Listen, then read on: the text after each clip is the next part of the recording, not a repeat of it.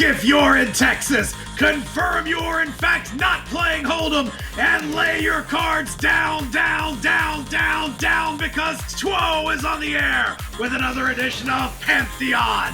I'm Deuce Silverado alongside Carl Featherbottom. And Carl, what states of the Union are you no longer allowed to play cards in? I'm no longer allowed to play cards in North Dakota. Just North Dakota, huh? That's it. Wow, that's a pretty short list. I exposed myself at a blackjack table. That will do it every time. We've got more round-robin action than you can take a square sparrow out, but tonight's main event, Private Practice challenges Beast Mode for TWO's Men's Tag Team Championship. Carl, it's been boiling, and now it's gonna boil over into a tag team match. This whole league is a teapot short and stout. Here's its handle, here's its spout, and it is getting steamed up. So let's shout. Is that how that goes? Yep. Okay.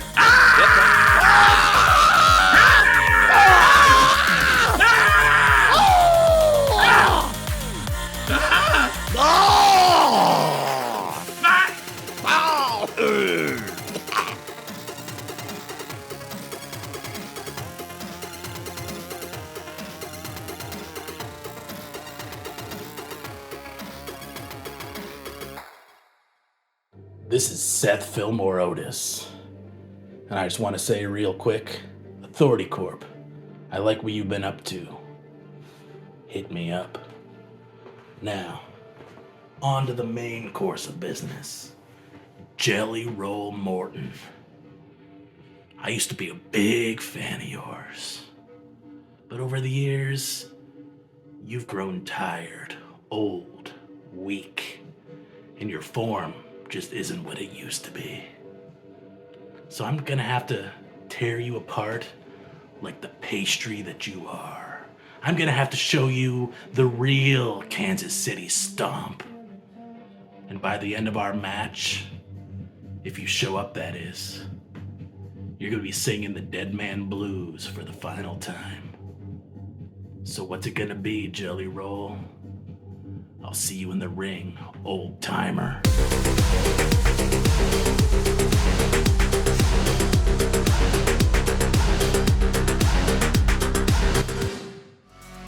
The men's round robin tournament trudges on. Jelly Roll Morton has to win out starting tonight if he wants to have even a prayer at that championship shot. Standing in his way though, Carl, Jelly Roll Morton.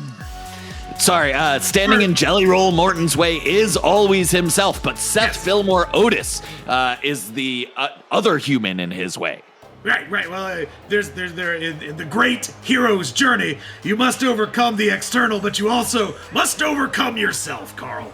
Absolutely, and there is nothing tougher to overcome than CrossFitters. And this CrossFitter is as CrossFitty as they come. Gave it his all last week, but was mathematically eliminated. He fights only for pride and to spread the gospel of CrossFit. Have you done CrossFit ever there, Carl? No, I have not done CrossFit. I do not have a lot of pride in this body of mine, and so I never, ever exercise in front of others. Makes it difficult. I need somebody to spot you on the big ones. That's why I don't touch them. Only the small ones for me. Love me a 2-pound free weight. Little joggers that strap around your wrist. Yeah, but I do curls with those. Oh. Well, that's why nice and slow so I can admire the physique.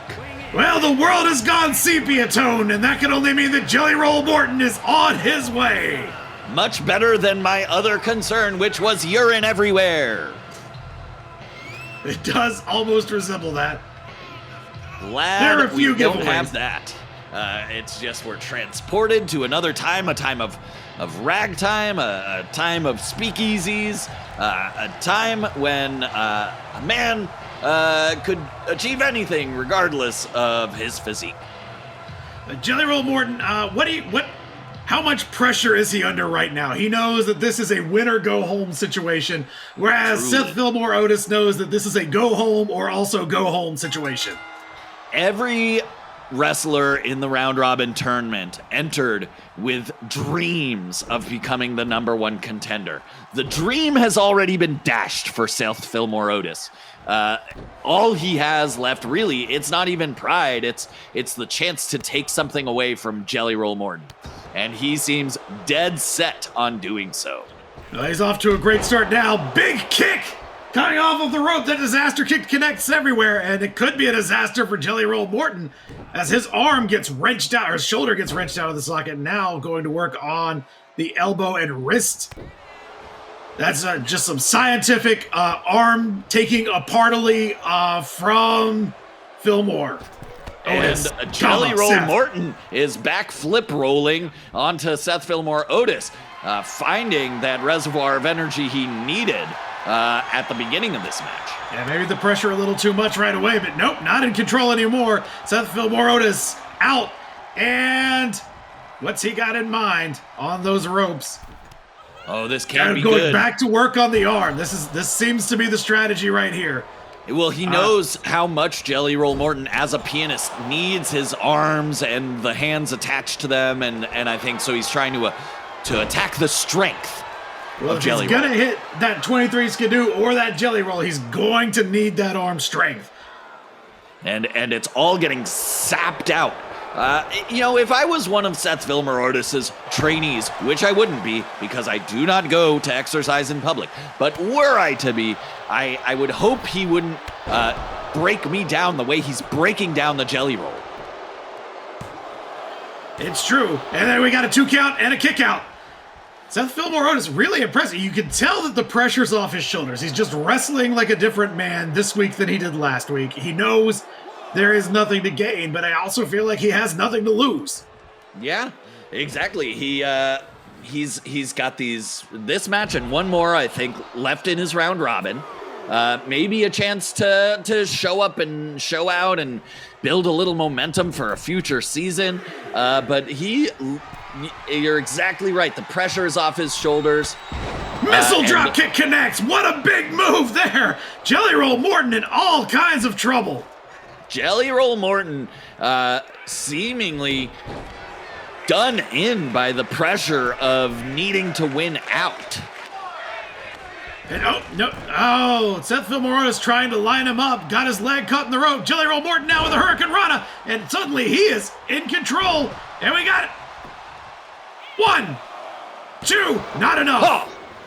Jelly Roll Morton may finally have found the focus and the calm that he needs to deliver in this round robin match to get those 3 points.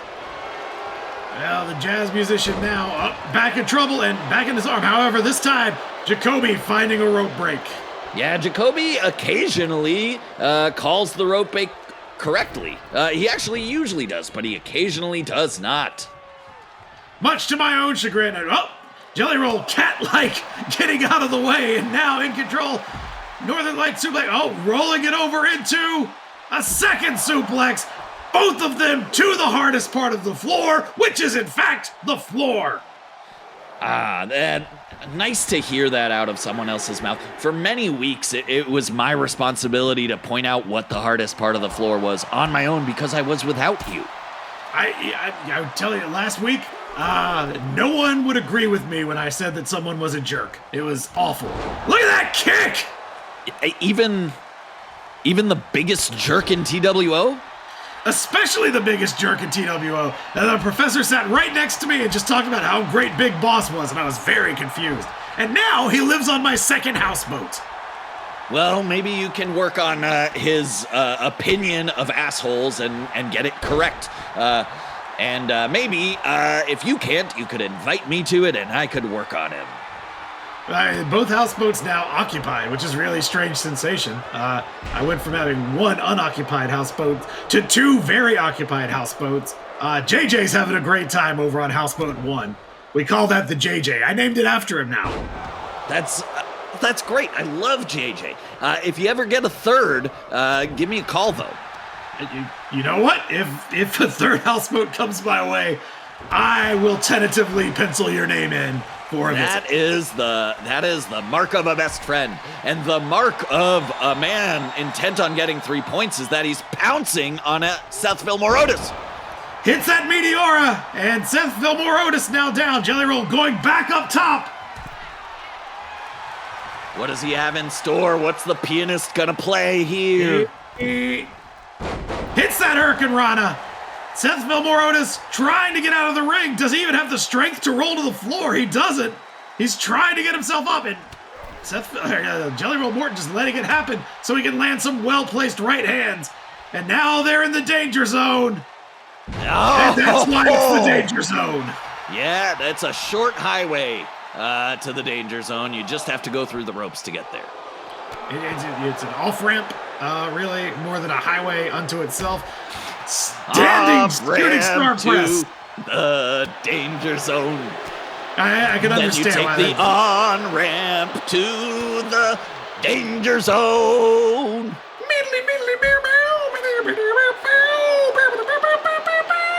And now you're in the breakdown lane next to the danger zone. Oh no, but is it during rush hour? It's just because you need to pee. Oh, well, there you go. And that big kick, and once again, Seth Fillmore Otis in control of this matchup, taking Jelly Roll Morton down and up and over. Kipping up, and why do you not keep him down on the ground, Carl? Other than there we go. That's why, right there. Whoa. Jelly Roll getting rolled down to the ground. Machine. Yeah, rolled him like a hurricane. And now a Canadian destroyer folding over Jelly Roll Morton. We've got this is a shame. 1, 2. Jelly Roll's dreams stay alive. Jelly Roll lives to fight another second at least. Well, at least 3 more, honestly. And now going to work on the leg of Seth Fillmore Otis is Jelly Roll Morton. He thought about going upstairs, but he wants to do a little more damage. What do you have in the tank, Jelly Roll? What does Jelly Roll have in the tank? Deuce, I'm Carl, you're Deuce. I'm Deuce, you're Carl. Yeah, we got that straight. Okay. Yeah, we nailed it. There really wasn't even a need to clarify. Every now and then. And it could be. Yeah, that is. That is the Jelly Roll. It's just called the Jelly Roll. 1, 2, 3. No! 2. An absolute last second count out. Deuce. I don't understand. That was microscopically close. Jelly Roll Morton now gonna go for another Jelly Roll. Rolling him down, then he's got to go for it here. That's got to be enough. 1, 2, and it is enough. Jelly Roll Morton points to Jelly Roll stays Morton in the round robin tournament. Seth Fillmore Otis did not even win Pride. Seth Fillmore Otis lost Pride, may have lost a couple customers at his gym, but Jelly Roll Morton couldn't care less about Seth Fillmore Otis's future because his is bright and sepia tone. The brighter and more sepia tone, the better for this young man, old man, this displaced in time man. I'm not quite sure how that works. What I do know is that with those 3 points, he remains in the standings. However, the big boss can conceivably wrap it up with 1 more win. What's gonna happen in this thing? Carl, tell me! Spoil the future, it's gonna roll out. It's gonna unroll, just like Jelly Roll, and this show will roll on into another segment. The segment after this, they're conjoined segments. Ooh. Try this bread. Delicious.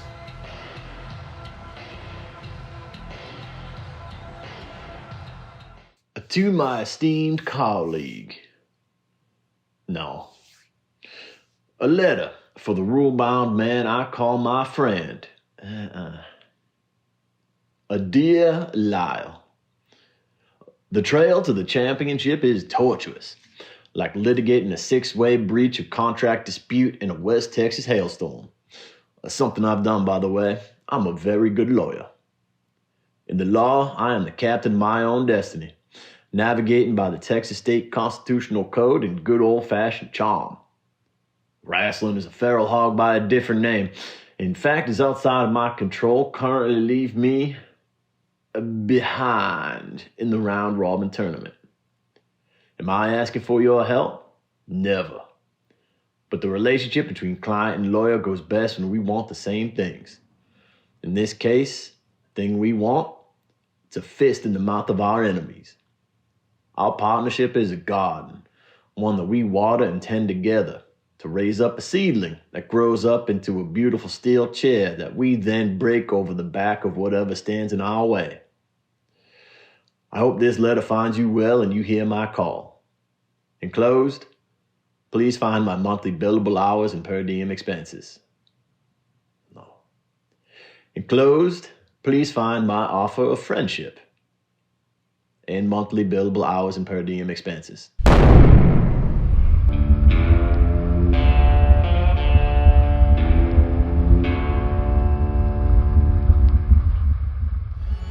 The men's round robin continues to continue, and here are the updated standings. We've got two more win or go home situations with Brockhard and the Prophet. Both of these men need to win out in order to even conceivably win this championship. Carl, who you got?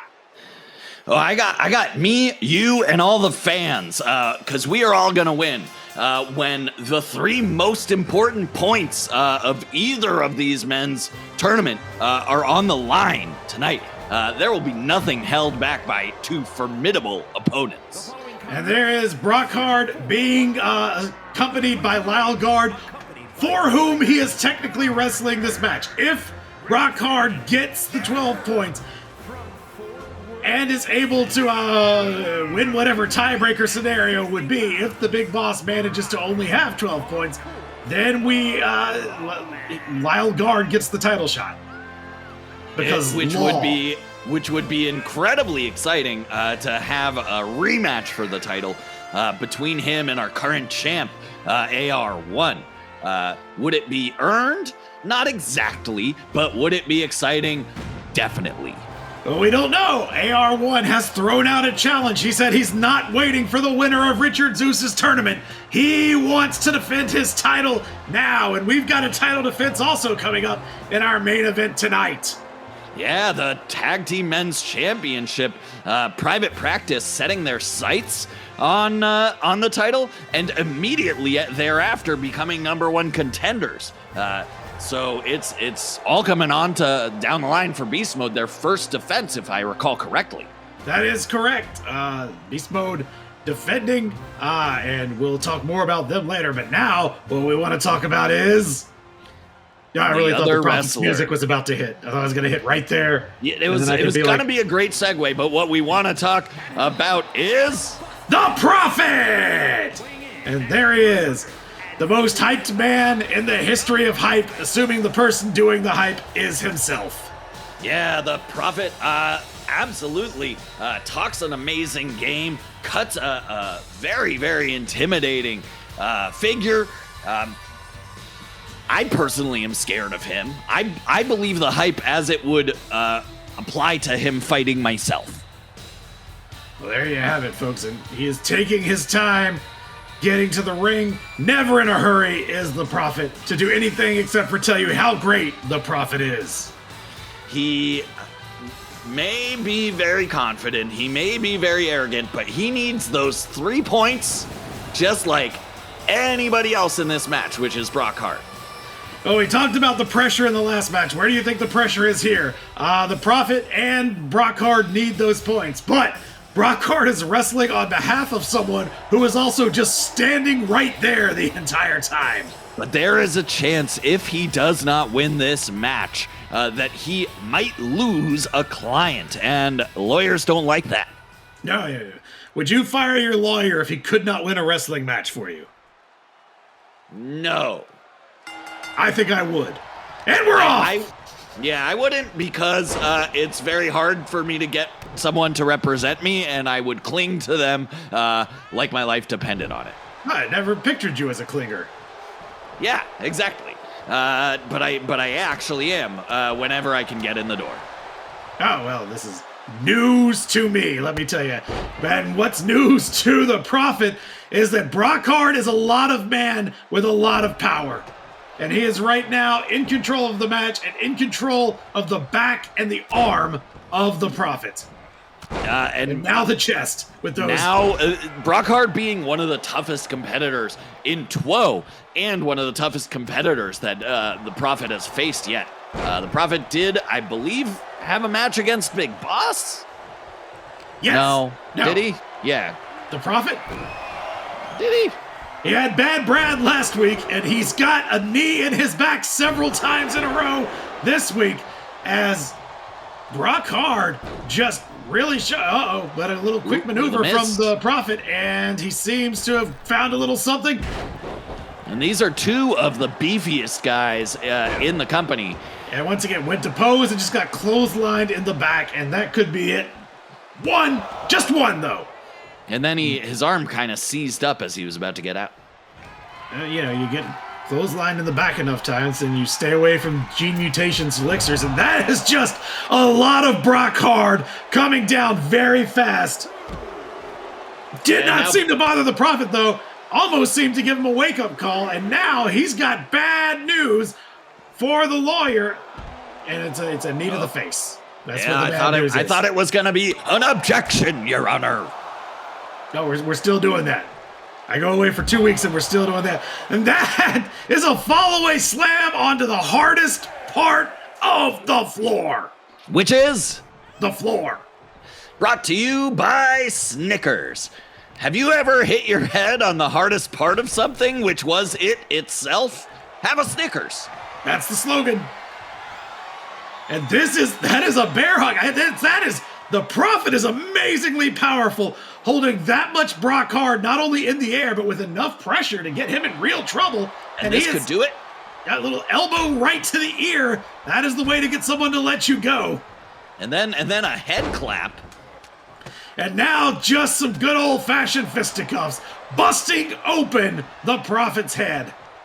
And Brockhard with bad intentions for the Prophet right now. And here comes the sentencing. And he is sentenced. And we've got 1, 2, the Prophet kicks out. He does not accept the sentencing. He does. He appeals his sentence. Clearly, the end of the sentence was not a period. It was a hyphen into a new sentence. And right now, he's got a DDT and more right hands for his trouble. And once again, the spurs of Brockhard also doing a little bit of damage. I don't understand why that is allowed. What would you rather get cleated with? The spurs of Brockhard or the cleats of the keeper? Well, I don't know, but right now he just gave the turnbuckle his knee. The answer is the cleats, never the spurs. Rock bottom! And now the Prophet just yelling at Brockhard instead of making the pin, pointing to the crowd. This seems like a terrible strategy, Carl. He had Brockhard in a bad way, and now he is up where there is nowhere to go but down. In this situation, the pride literally came before the fall. There was pride, there was a fall, and now Brockhard lighting him up. He's going to go for the sentencing a second time. That's never good news. Ew, slipping out is the Prophet. The slippery pants of the Prophet slithered out. I was wondering, he was putting grease on his pants, and now we know why. It was not a sex thing. No, I think he was inspired by the pizza grease from last week left by the Noid. There was so much pizza grease in the ring and in the commentary booth, and honestly, on the keys that the professor took from me. But now, flipping over, reversed into a power slam. And once again, these Greco-Roman right hands to the face. Brockhard, an old school boy and an old boy. And a big beefy boy. Yeah, and a best boy. And Bob's big boy. And a power bomb. 1, 2, no, stacked him up, still could not keep the Prophet down. The Prophet rolling is for safety. up. The Prophet is up. But for how long? Oh, just kicking the knee right out of its place is Brockhard. Yeah, and you gotta wonder about the Prophet, what he's missing. Yeah, because he comes in with so much fanfare and so much strength and size, and he hasn't really been able to put it together yet.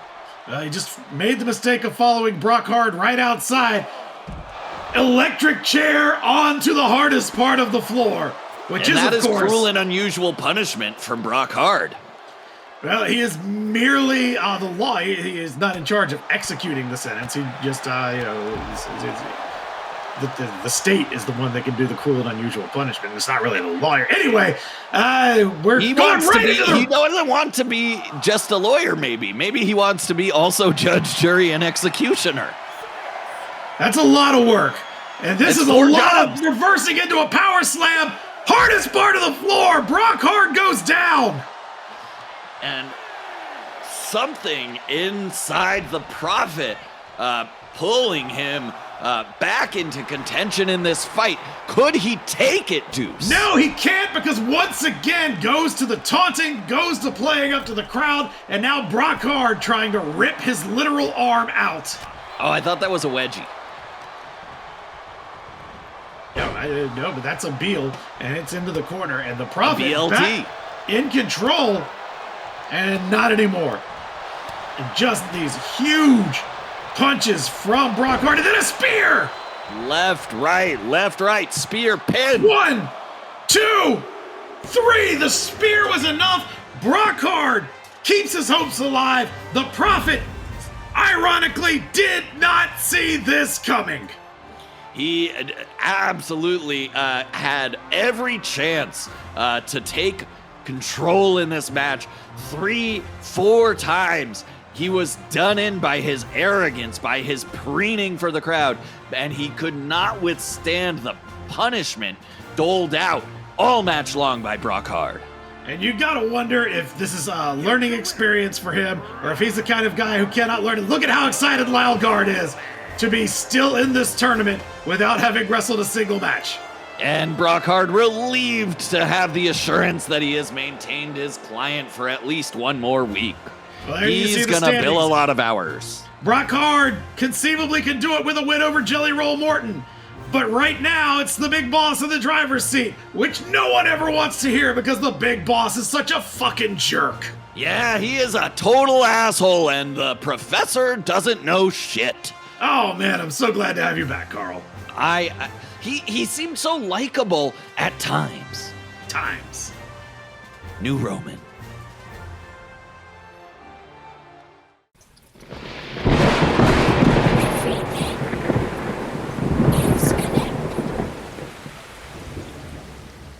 Suffering is circumstance. Revenge is consequence.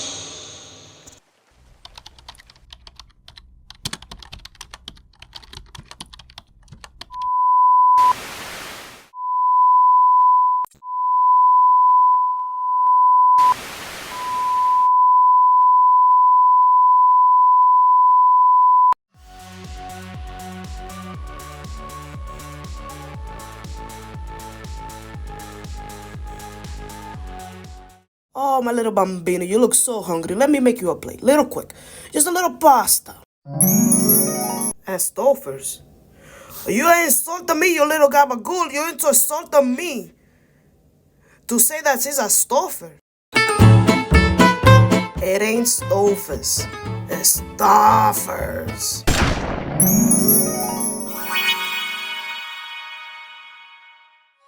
We stop the continuation of the men's round robin to begin the continuation of the women's round robin.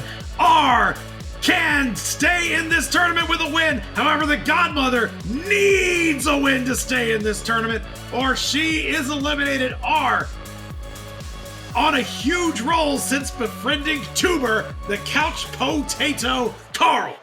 Yeah, it's the power of friendship, the power of love. R had been on this planet for a long time, really just focused on trying to be human, but now making a friend with a tuber, and that seems to have unleashed a level of power she previously had not accessed. Absolutely. Coming in with a bunch of power, this time finding the ring immediately even. Nope, wait, Yep, nope, she's leaving. Nope, But there's nope, Tuber nope. to tell her that back. the ring is in the other direction. And then staying on the ground. Okay. Hitting the so post. little improvements, but every baby step towards humanity is a big accomplishment for this water-based life form from the moon Enceladus. There we are, and what again? Tuber still dressed in the Authority Corp garb, despite standing up to the big boss last week. Do you think there are going to be some repercussions for Tuber on that one? You would think something's got to be coming for the potato, but something's coming for R, and it's a woman who I think is part of an organized crime family with James Gandalf Panini. It does seem that way. They are involved in some way or another. Accompanied her last week, not accompanying her this week. She is on her own, but she is desperate for that win if she wants to get a crack at the Women's World Championship. Yeah, and Gandalf Panini probably back in the locker room. He's got a men's tag team tournament match just a little while from now, later on tonight on Pantheon, presented by Two. Presented by Snickers. Hey, do you have like an elderly relative, like a nana or an aunt, that may have crime connections, but you don't want to squeal on them because they're so nice? Have a Snickers. That's the slogan. That is the slogan. And she is a wonderful lady, but now that the bell has rung, she is not. But R going right after her. And Ooh, a big miss. not sure. Yep. And the poison Rada does connect, though. Was the first one just a distraction? And the Godmother, seemed either distracted or unfocused. Godmother with a springboard dropkick, though, and right back in control, letting this crowd know it. She's the Godmother, and R is R. Do not let the Godmother's age lull you into a false sense of security. She is one of the best athletes in the women's division and arguably the toughest wrestler in Two. That's a poison Rana of her own, just from a standing position. That is something else. But again, taking her eye off the ball, or in this case, taking her eye off the R. Eye off the R. Dot your I's, cross your T's, and get your points. And speaking of points, bet your channel points down there in the Twitch chat. Who do you got, fans? Do you got R? Do you got the family Godmother? Do you think Jacoby's gonna screw up another call? The only way to know is to keep watching Pantheon, presented by Two.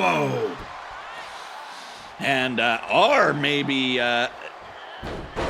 was not focused right there, but she got it right back. Yeah, that focus manifested itself in a kick in the face, and now just using those leg scissors to throw the Godmother all over the place.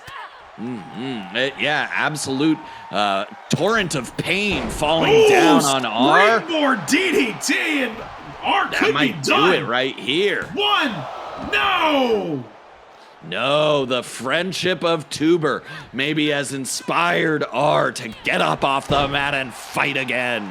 You can and hear fall Tuber again. shouting those words of encouragement. And if you're the Godmother, how much do you miss that on the outside on your side? James Gandalf Panini with the positive words, with the good jokes, with the probably significant body odor. All those things comforts to his good friend, the fairy Godmother.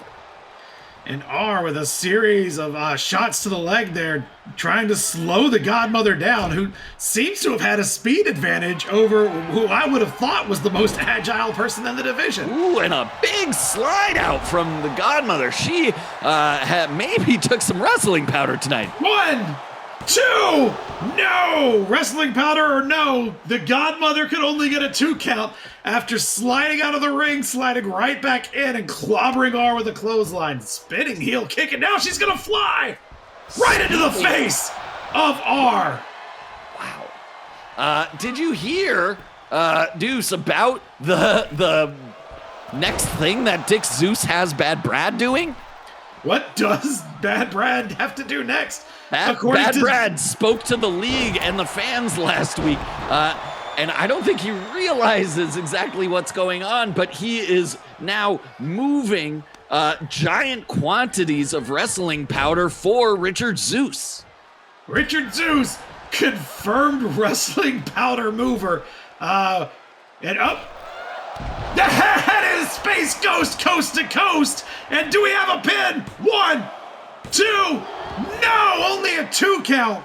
Fairy Godmother not going to give up her shot at the #1 contendership that easy. Oh, she missed the galaxy math. And right now, showing the number of moves she made R miss. Too much showing math, not enough being present in the match. This is a running theme this week. We've seen it cost the Prophet. Will it cost the Godmother? The Godmother needs to be all about business, and right now she's in the business of getting destroyed by the alien R. 1, 2, not enough to put her away, but we've seen 2 high-flying moves from R. That is how she won last week, just continuously pummeling her opponent with those high-risk, off-the-top rope maneuvers. And both wrestlers getting very confused, jumping off the ropes and falling on the mat. Well, it's a weird altitude here. No! Side kick from the It is a very weird. It's odd how the Boston Dome is at a higher altitude than everything else in Boston, but it is. It was built specifically for the thin air, which helps the wrestling powder stay dry. All according to the specifications of Richard Zeus. Good old Wrestling Dick powder impresario. Impresario. Oh, and another Zario showing her Wario tendencies. It's the Godmother. Yeah, the Godmother just really putting it to R on the outside. And as soon as I say that, R gets a kick, gets a chance to catch her breath, and now sending the Godmother into the security railing. And R is going to wait for a count out, but nope, the Godmother following her right back in. This is a wrestling match, and they want to settle it in the ring. They're wrestlers. German suplex, 1, 2, no! Godmother with another kick out. Is she going to get the momentum Northern back? Light, R has no, everything right now.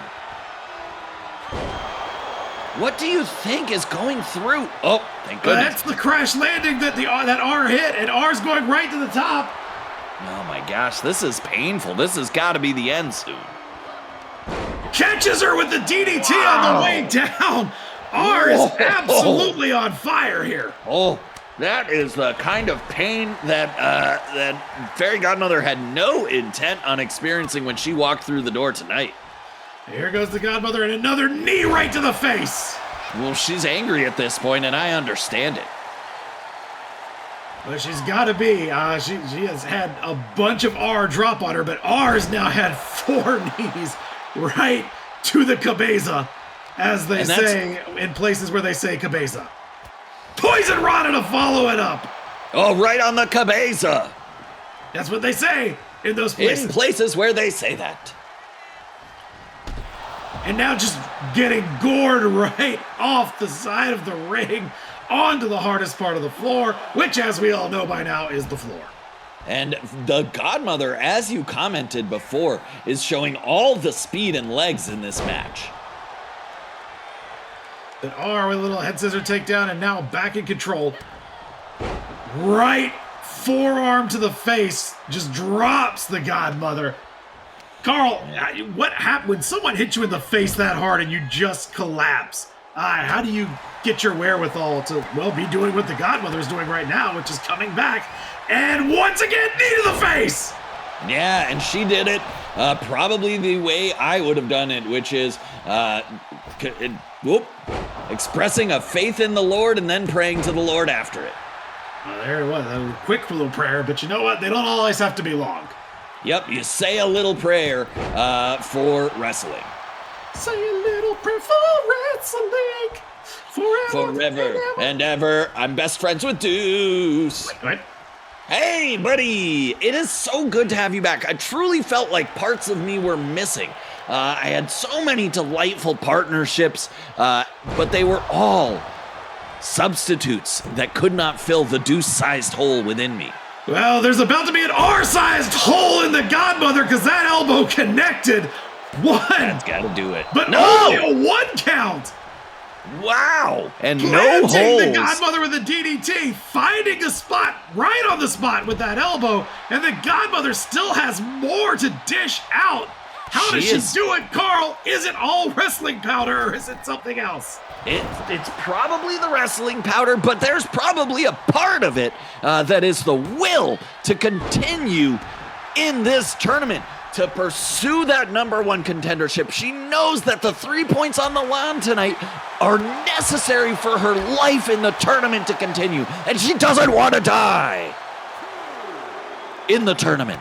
No one wants to die. It's a metaphor. Or, metaphorically, or wow. And are catching and then now wrenching the knee out after just planting the spine of the Godmother onto the floor. And it's got to be close to curtains for the Godmother now. There's no coming back from that, is there? Is there? No, I mean, I don't think so, but you can't rule her out. But when you're on a substance like wrestling powder, your joints can also be a little more flimsy. So pulling that out, a smart move by R, knowing with full evidence that the Godmother is on wrestling powder. You're the lights. Whoa! Oh my God. She Godmother magicked her way out, and now double underhook suplex. Yeah, the Godmother maybe calling in a favor there with the lights.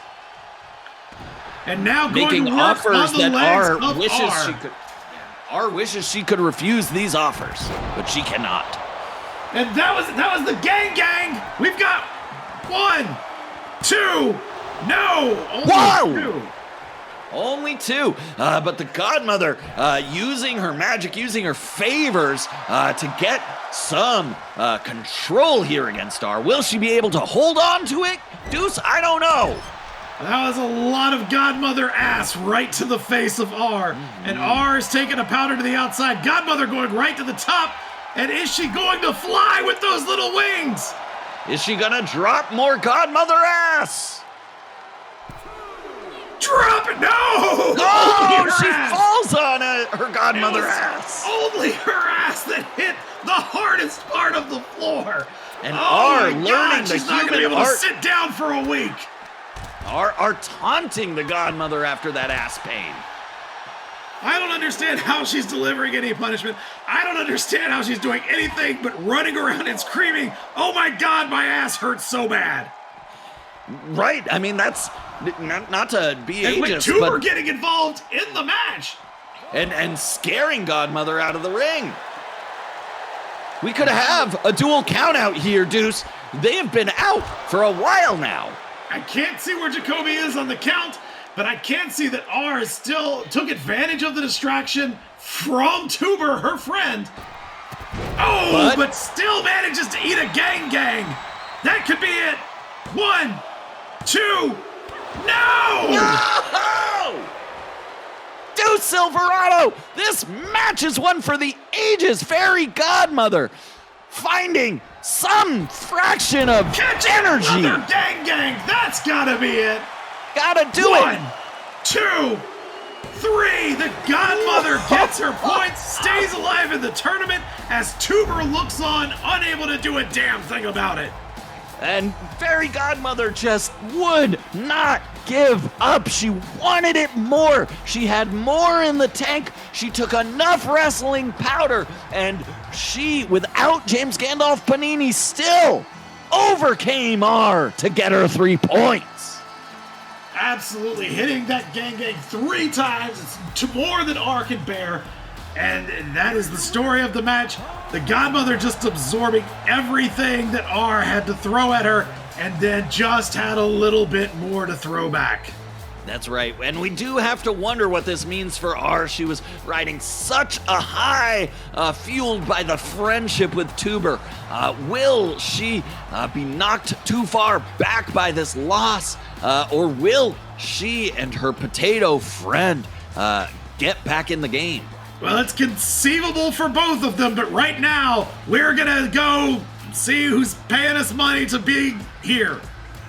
And whoever they are, I don't care. I just need that money so desperately. Carl's in a bad way, sponsors. I don't have enough money for gas, so I can't move my car, which I live in. That's just a house now. It's a very small house.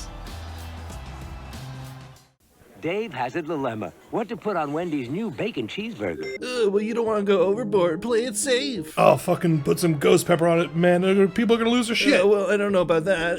Make it spicy as shit. You shit your pants. Ooh. Well, Dave started cooking. A quarter pound of fresh beef, 3 strips of bacon, the perfect sauce, and a slice of pepper jack cheese for a bacon cheeseburger that's really...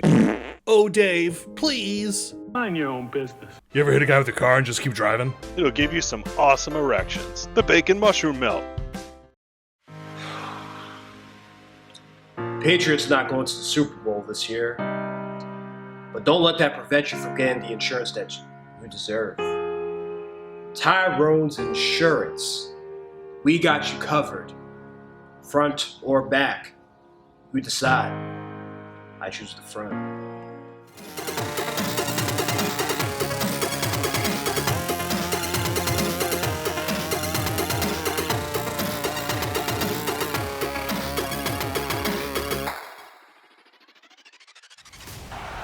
One, 2, 3. You are not yourself when you get hit with the ritual. Have a Snickers. You guys.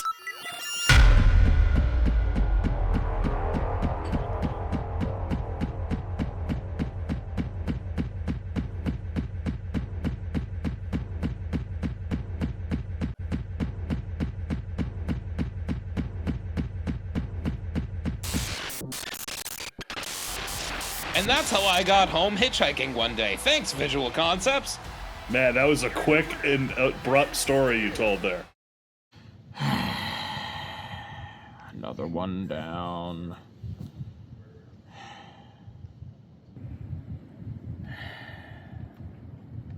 The Lich King. Disappointing. Beat him. Nothing changed. At least the stars here are beautiful.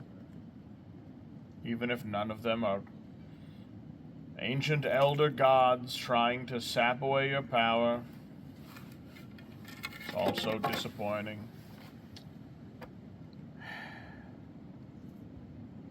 Yes, I saw the interruption in my broadcast.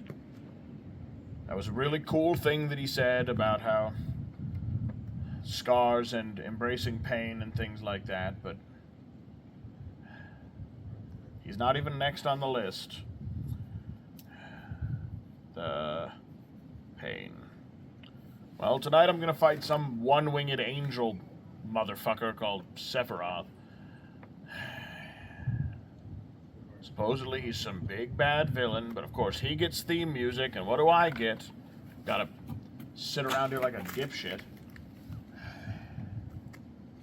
I don't know. Used to be so easy. Well, Sephiroth, the only strife you're going to be getting is trifling with a wizard. Some reference to his normal guy, I guess. I'm just gonna pre-scratch him out. I'm gonna give you a beat down. You're gonna try and take the belt from me. Ooh, this is gonna be the one. I'm gonna get to go back to my own time and place, or at the very least have a broad understanding of what I'm doing here. This is gonna be the one. No, I totally believe that. And then after I beat Sephiroth this week, I'm sure the pain will come through, and with whatever cool things he says, whenever him and I meet, far off in the future, at the end of some kind of quest, I'm just gonna beat him, and then nothing's gonna change, and he's gonna be just as weak as the rest of these motherfuckers. I'll embrace the pain, I guess, down the line, and then I'll just be disappointed by that, too.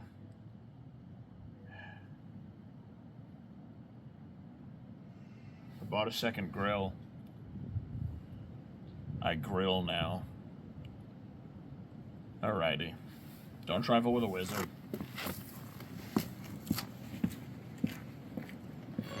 The Belt of Damocles is on the line from another extra-dimensional terror, this time as Sephiroth comes to our dimension, with or without the head of Genova and the Black Materia, to take on Alzakar, the first of his name, House Wizard of the Dynasty of Mizalco, the Piping of the Morning, the Sword of Bedraga Past, Orc Fiend, the Grim Teacher, wielder of the oaken staff of Dead Dragador, champion of Damocles, etc., etc.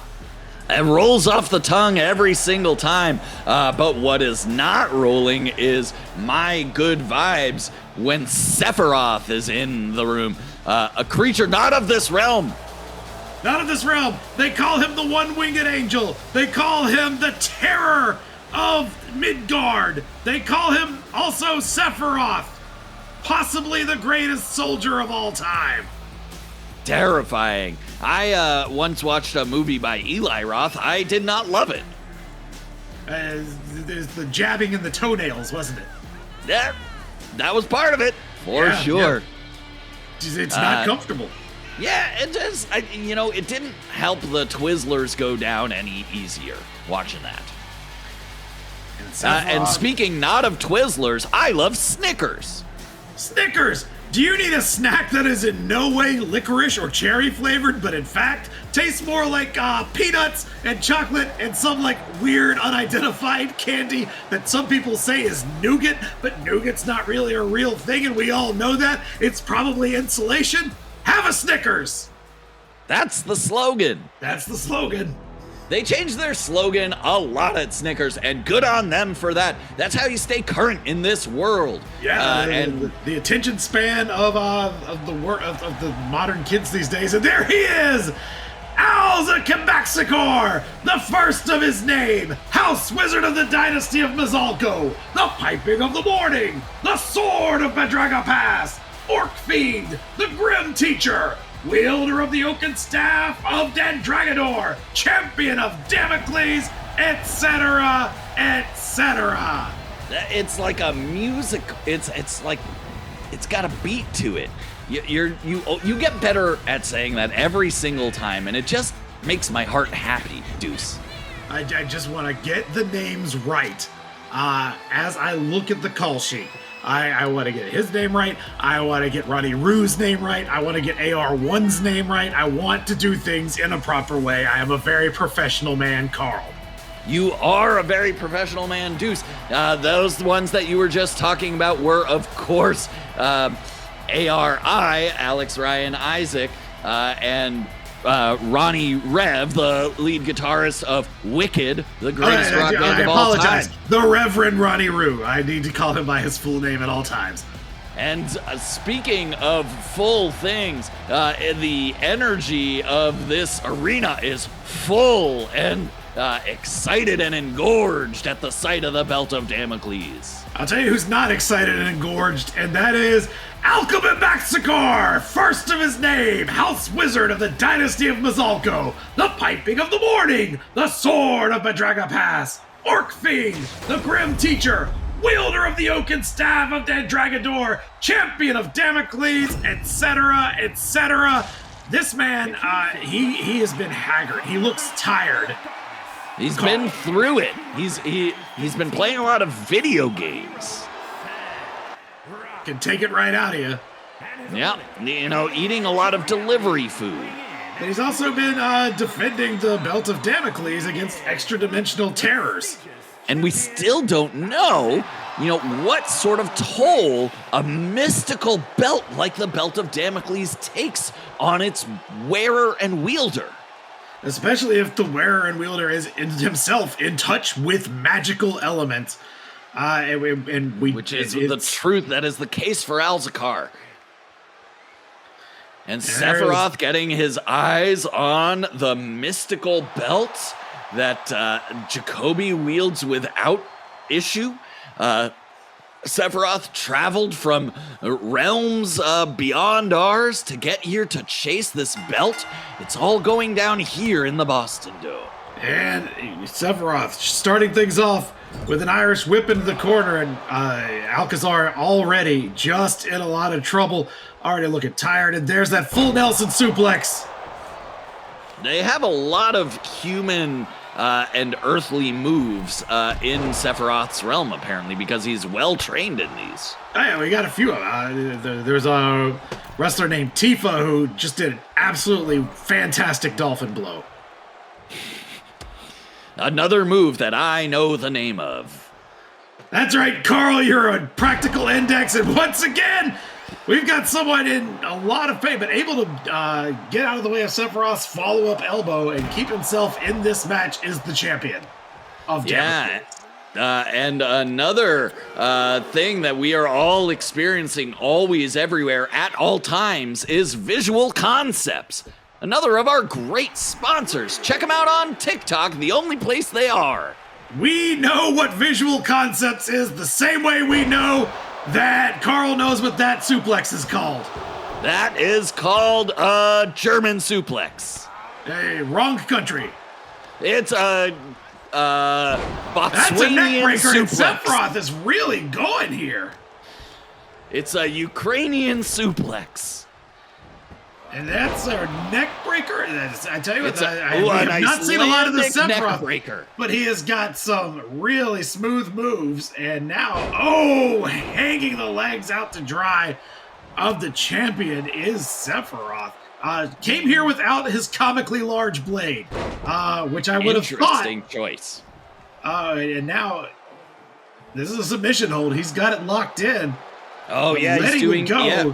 Almost as if his goal is not to win this belt, but just to deal damage to its champion.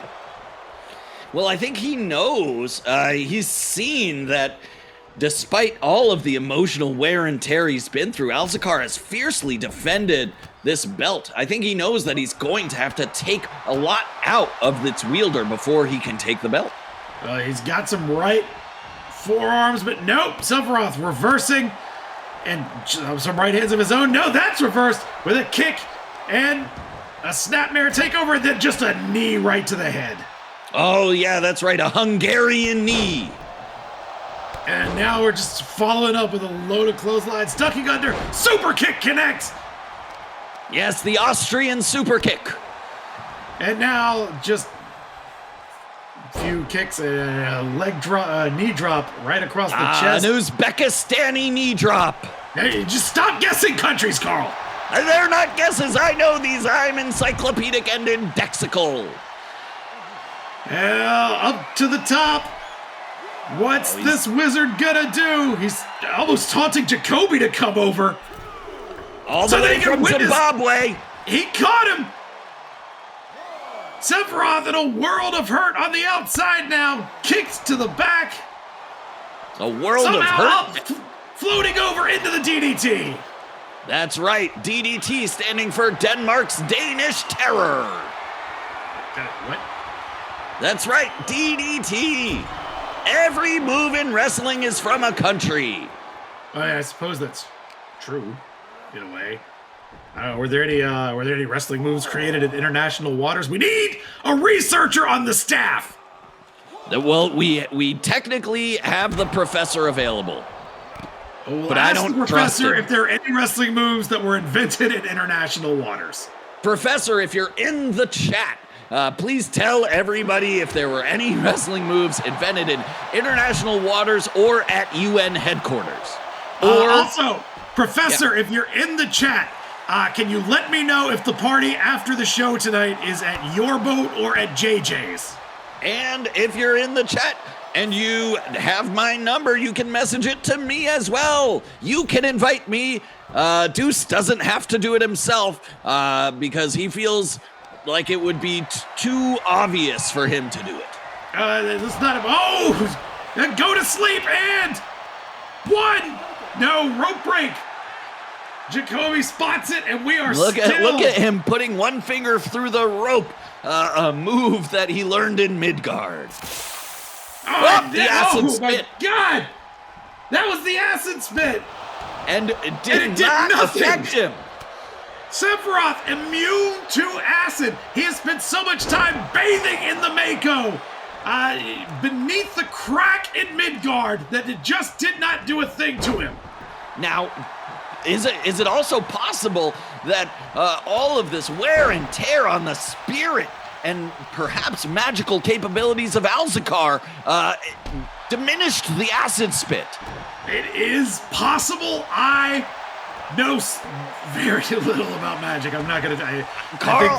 I'm Carl. You're Carl. Deuce. I'm Deuce. And I, Carl, am a little bit scared of the Belt of Damocles at this point. With good question, have we seen the Keeper since he lost it? The Keeper?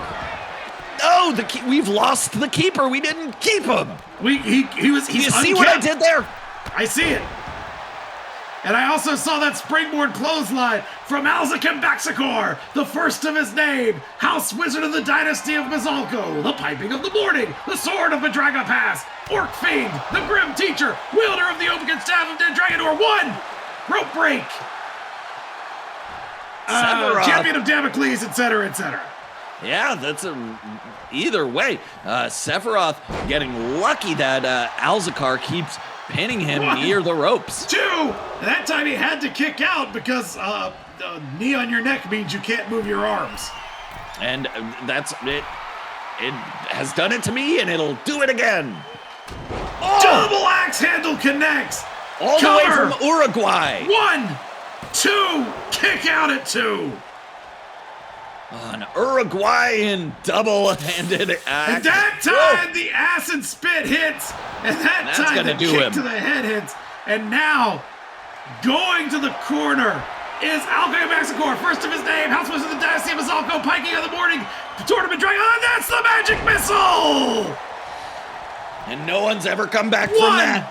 1, 2, 3, the magic missile remains defeated, and the champion of Damocles remains Alzakar Braxicor, first of his name. Now, last time he won, House Wizard of the Dynasty. Deuce, last time he won, right at this time, our entire feed got hijacked, and a cryptic message was delivered about humans leaving scars, needing to embrace pain, and it has stayed with me. Who hit the lights? Thank God it didn't happen again. Did the Godmother come back? Oh my God, it's Stark again. Did you just see Jacoby's clone? That is the Pain, a man who is almost certainly... Oh, that's a choke slam to the Wizard. And that man, he clearly works for Authority Corp, and he's almost certainly like an evil version of the big boss. Evil-er? It's possible, but but Authority Corp has denied it. Either way, it seems that the Pain is coming for the Belt of Damocles and could be coming for all of us. Not all of us. Probably just Alzakar. Probably. Oh God! Oh God! I was wrong. I was totally wrong. Okay, it was unannounced. He came in the night. Like a true villain, like a true baddie. I was barely able to teleport the belt away in time! But it's secret. It's safe in my lab. In my tower. The pain is unlike anything I've experienced before. This has much more the ring of true villainy about it. This is the kind of evil king or dark wizard I'm talking about. I don't know what his deal is. I'm going to have to figure it out. I'm going to have to piece together what I need. Maybe I'll need artifacts. Maybe I'll need a team. I barely came out of this alive. What is that I feel? Apart from the fact that my death was closer than it has ever been. I feel exuberant. I feel excited. I feel like I need a large glass of water, a health potion, and an adventure board, a quest table. This might be it. Maybe I shall walk on the edge between life and death once more. Maybe this is what I'm here for. When I am back in strength, when I have ministered to my wounds, and when I have done the rituals, I will find this pain. I will embrace my understanding of it, and I will take these scars, and I will find a way. I will find a way to defeat you, the pain. This isn't the last you've heard of me. Alzakar Bimbraxicor, first of his name, the shard of the moonlight, friend to the tiny folk, wielder of the Belt of Damocles, champion of Mead Hall, friend of the Nordifolk, etc. This isn't the last you've heard of me. I will gather my strength. I will find your weaknesses and secrets. And I'll teach you not to trifle with a wizard. And I'll stop whatever vile plan you have for this land. But first, I shall take a wizard's nap. I'm napping.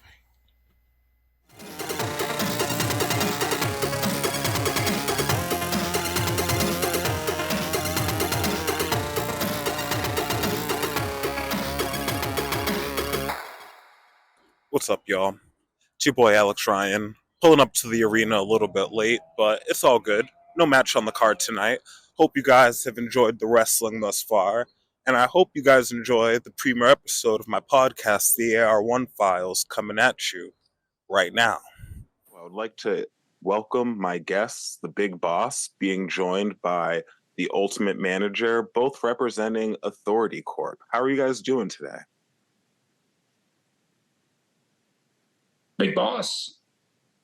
Great. We had a real productive day. I don't really know what this whole thing is about. But I guess you're popular on Instagram, so Yeah, I'd like to thank you for joining me on the show. We're going to be doing numbers with you two as guests, and you know what? I'm just going to cut right to the chase.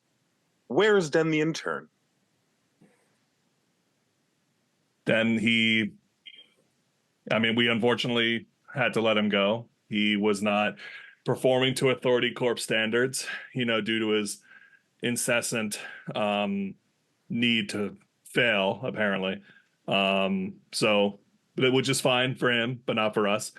And we had to let him go. We gave him a very generous severance package, and he's actually in the Bahamas, 6 weeks, fully paid for. Just to expand on that, all of what Big Boss was saying is, of course, purely hypothetical, as we cannot comment on personnel matters. However, it is completely accurate. Okay. Thank you for that. So Den the intern is enjoying himself on vacation. Hypothetically, yes. Hypothetically, yes. But he actually is. Maybe he sent a postcard or a picture. Has there been any correspondence? Yeah, actually, I am glad that you asked that. He did send a photo of us really living it up in the Bahamas, and if we could bring that up right now. Yeah. I'll have the producers pull that up right now. So that's playing for the audience right now. Wonderful picture. Okay, I see this. He looks like he's having a blast. He is having a blast. I would not. You can't see the back of it, but that's where he gives his express written consent to share that postcard. Yeah, it was a beautiful message. Okay. Now, I would like to bring us back to the beginning of the season of TWO when Den's disappearance first occurred. Now, we saw him leave the arena, we saw him depart, but that's where the mystery kind of began. And I don't want to really ambush you with anything, but I actually have video documentation of a different angle of Den leaving the arena that night. Could the producers please pull that up real quick? Okay, I don't know what this is going to prove, but...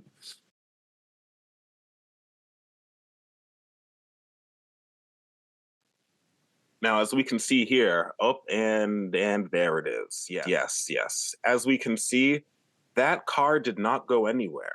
Do you guys care to comment, Big Boss? I have no comments on that footage.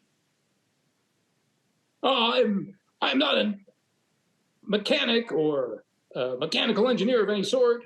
From a layperson's perspective, that appears to be a routine engine knocks. Routine engine knocks. Okay. From improper octane, perhaps. Again, this is not my area of expertise. Yeah, actually, our area of expertise is running the biggest, most profitable company in the world, which I don't really know what this show is helping us do, and seems to just be kind of a waste of our time. Okay, I'm sorry. I would like to once again thank you for joining me on this debut episode of what's going to be the rockinest wrestling live podcast ever, starring your men's champion, AR1. And you guys, this is a collaboration. There have been great collaborations in the past. Think of Michael Jackson and Usher. Those are two guys that made some great music in the past. We are the Michael Jackson and Ushers right now. So I think that I would like to apologize. We've been very tense so far. I feel like there's been some accusations that have come across, and I'm just trying to get to the bottom of the things. There's a lot of interest in the story right now, and the people want to hear from you, Big Boss. Sure. There have been accusations. There has been interest. Interest in like me inevitably winning the men's round robin tournament. So you should probably watch your back on that. And yeah, speaking of collaborations, it kind of seems like you actually may have dissed my good associate here, the Ultimate Manager, in the past. All right. You know, I was going to keep things above cuff and not bring up the past, but you know, the Ultimate Manager is actually just me in the past. The Ultimate Manager was supposed to take up my services in the past when I beat Tuber. And what's happened ever since the Ultimate Manager's dissed me? Your boy's become the champion. So I think the Ultimate Manager may be needing my services these days. How do you feel about that, Mr. UM? To be clear, training you was a stretch goal that I was not able to meet in the previous quarter, but was not held accountable for under any of the key performance indicators clearly agreed to by myself and Big Boss. Yeah, you're not exactly a priority.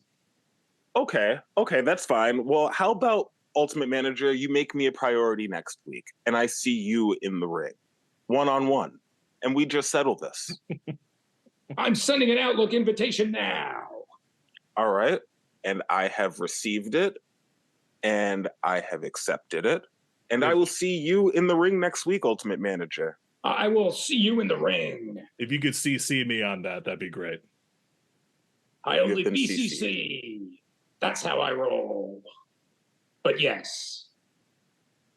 Well, ladies and gentlemen, I believe that wraps it up for the first episode of the AR1 Files. I will see you guys in a couple weeks. Next week, I will see you, the Ultimate Manager. Thanks for joining me, guys. You're welcome.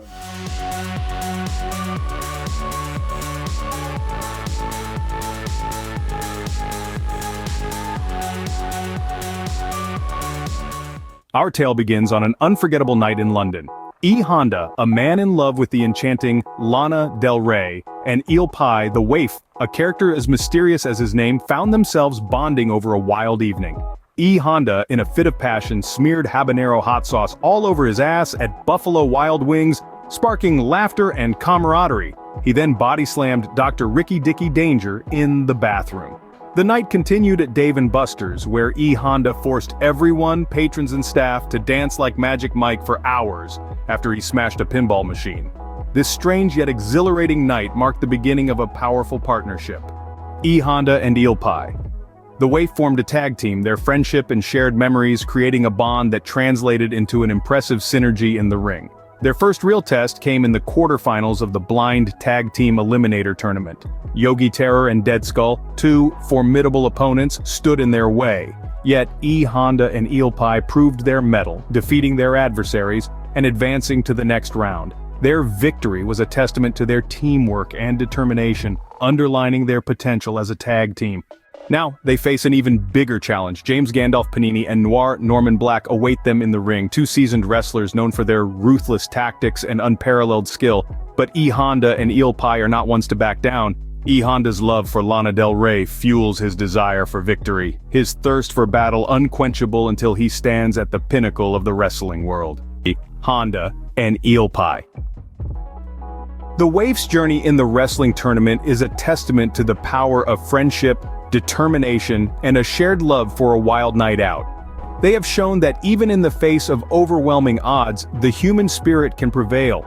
Their story is a reminder that in the ring, as in life, it's not just about winning. It's about the journey, the friendships made, and the memories forged. So, as E. Honda and Eel Pie, the Waif step into the ring for their next match.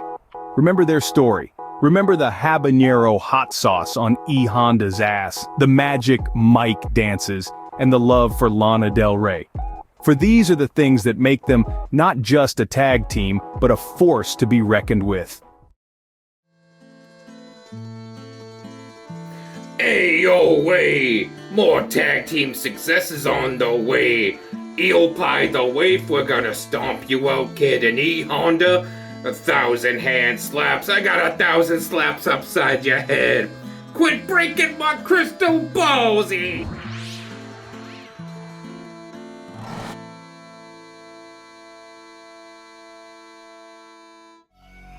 We're continuing a third thing, and that third thing is our Men's Tag Team Championship Gold Rush.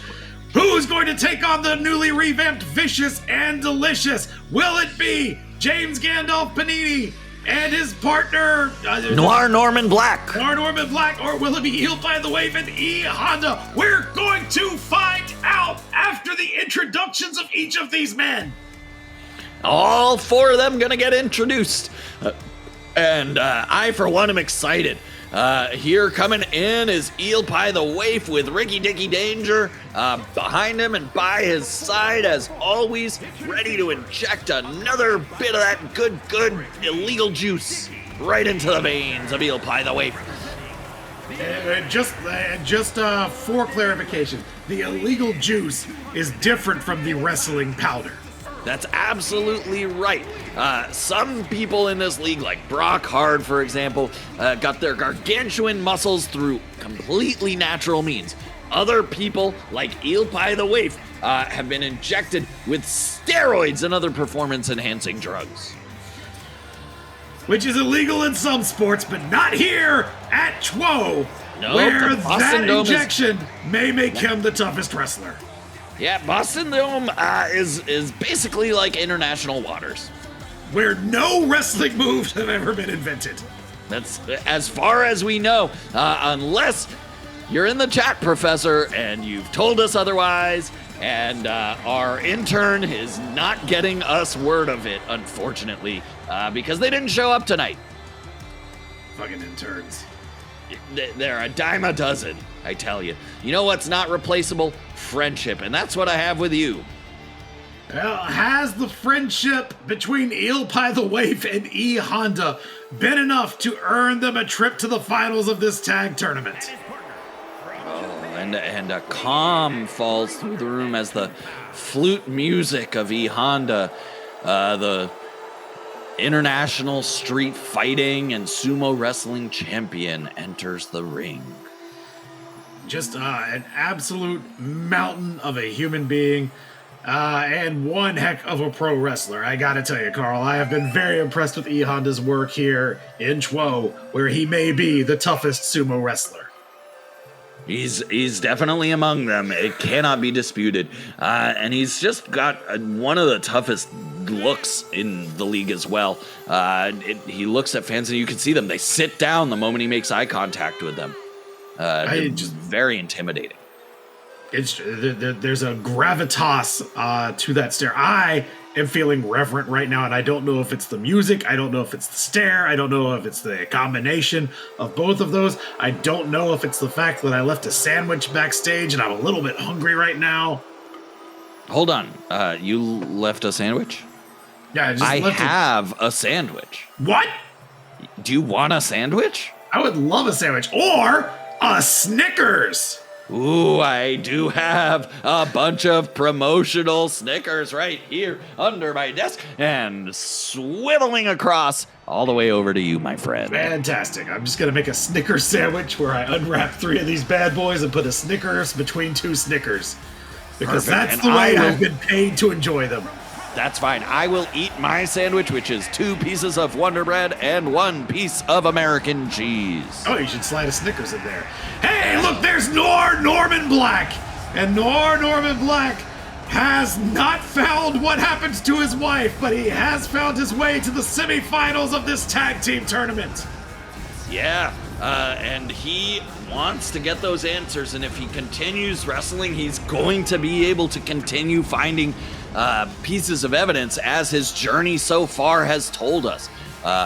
But Norman Black, so far, hasn't been able to get his answers. Poor guy.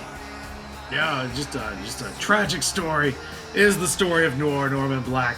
I feel as though he's looking in the wrong places if he is looking in a wrestling ring, but maybe not. I've found everything I've ever needed in a wrestling ring, so I don't know what you're talking about. It's only answers. Dollars in a wrestling ring? Nope. Yeah, it's just sitting there. Was that not you? I mean, it was me. There he is. James. Ooh, and he's got some money behind him. It's James Gandalf Panini. There he is. And now, do you think that having seen the Godmother she won get her points has inspired him to get to the next round? You've got to hope it does. James Gandalf Panini, a bit of a trickster, a bit of a goofball.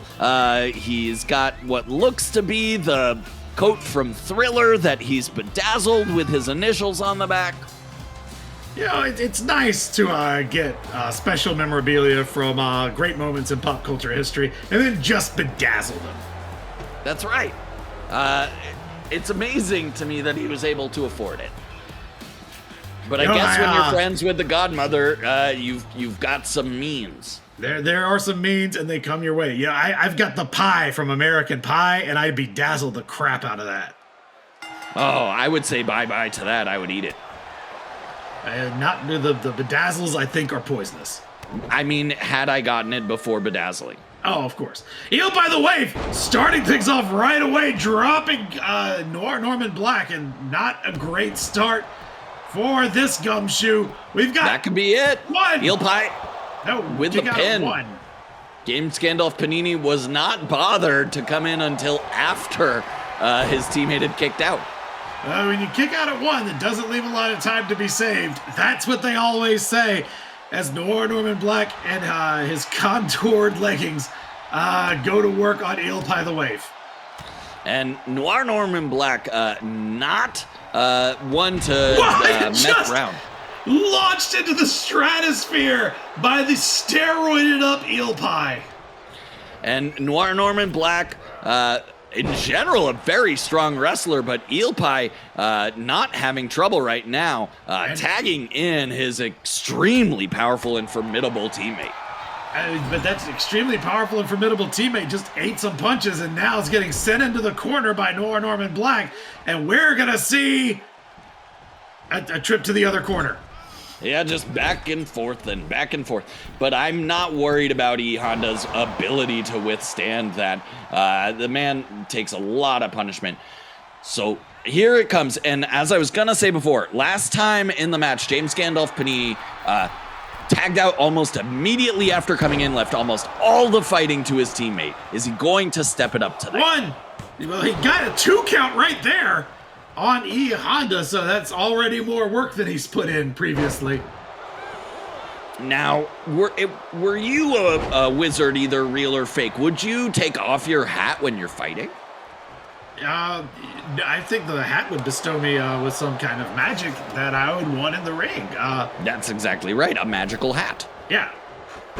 It would maybe protect me. You know who we should ask about this? Eelpie the Waif. Alzakar ben Baxicor, the first of his name, House Wizard of the Dynasty of Mazalco, the Piping of the Morning, the Sword of Madraga Pass, Orc Fiend, the Grim Teacher, Wielder of the Oaken Staff of Dead Dragonor, Champion of Damocles, etc., etc. Oh, it would be a good idea to ask him. He knows a lot about those things. Great call. Yeah, he's an in-house expert in all things wizard. And right now, well, tagging out.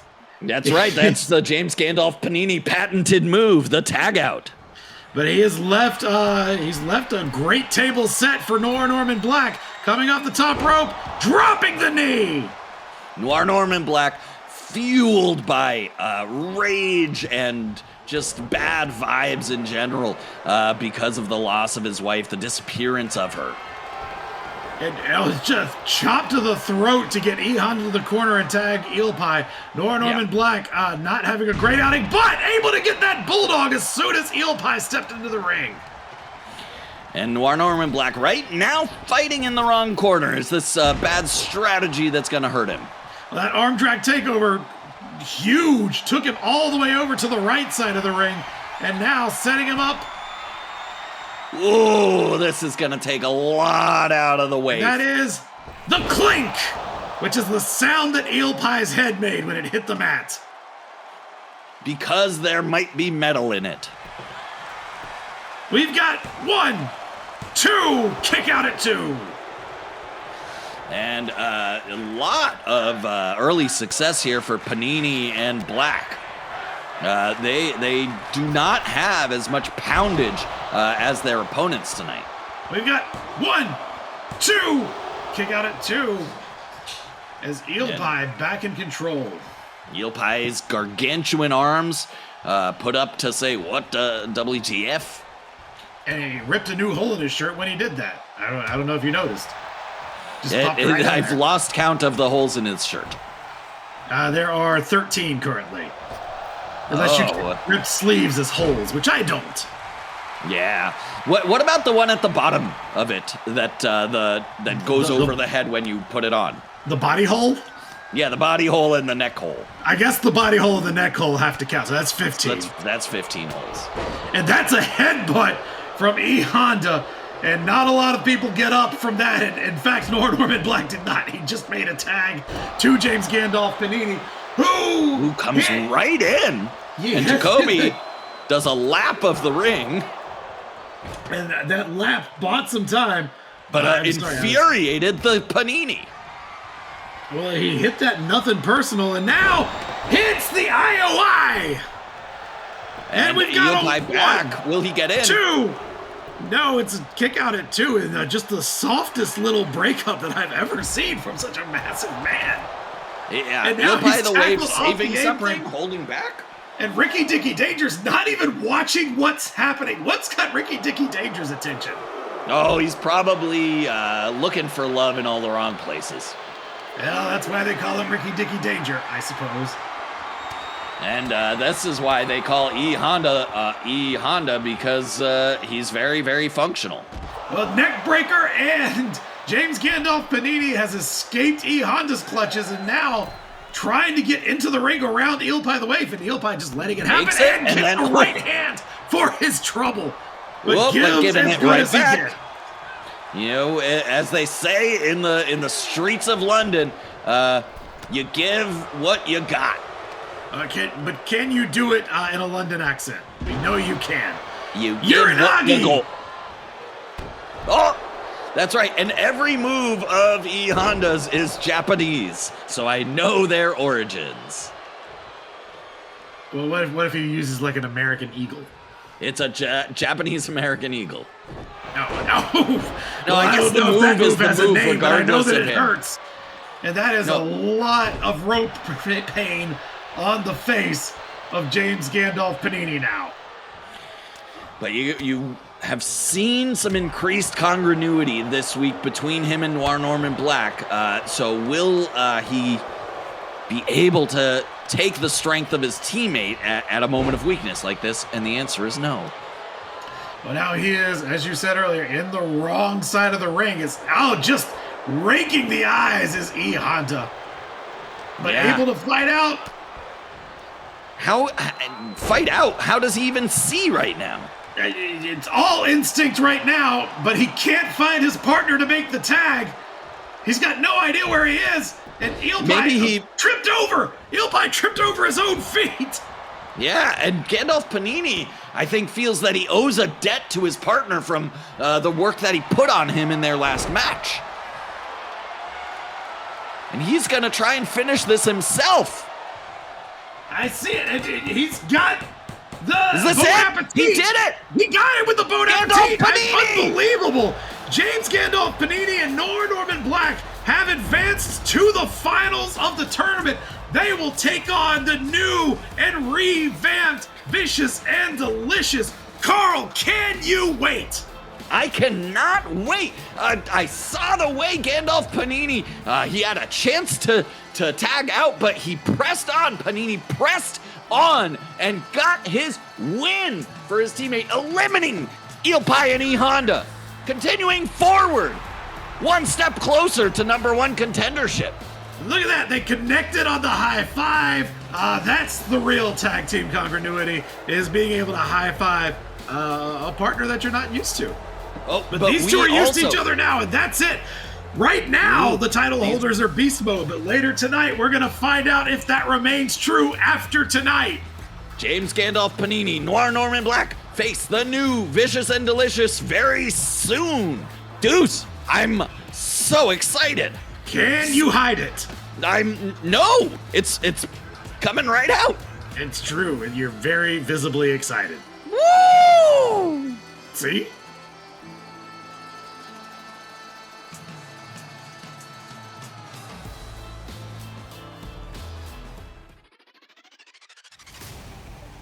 And there it is, flying armbar more for your dollar, and that is it. Oh my gosh, immediately done as Megan Dragonfruit. She cannot feel good about that ending. You heard him, folks, and let him know in the chat, did you just score big with the Grosser as... Hang on a second, is that Rita Tom? Rita Tom, the coupon mom. She has come in. Her fierce rival, Megan Dragonfruit, but Artemis Demoulas breaks it up. The Grosser not to let anyone else steal her spotlight. There goes Rita Tom. And she is fired up even more. And how does Megan Dragonfruit feel now? My God, she lost this matchup. She lost her chance at revenge at Rita Tom. I mean, the Grosser's taken everything tonight. She is dominant.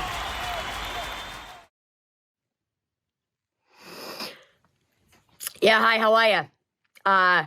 Future #1 contender for the women's championship here. It would be my pleasure to continue being the best in the round robin competition. I'm honestly a little bored, if I'm being completely honest. But it's tough being the best. What can I say? People have been asking me, Artemis, isn't all this wrestling taken away from your managerial responsibilities? And I say, fuck no. This is just fucking icing on the cake of how great I am. I do my shit in the ring. I do my shit in the stall. It's the same thing. I get the job done efficiently, and I look fucking badass doing it. You see me restocking shelves. You see me kicking ass in and out of the ring. It's just, I can't help it. It's just, I don't mean to be fucking cocky or whatever, but this has almost been too easy. What can I say? Tweet. Fuck you.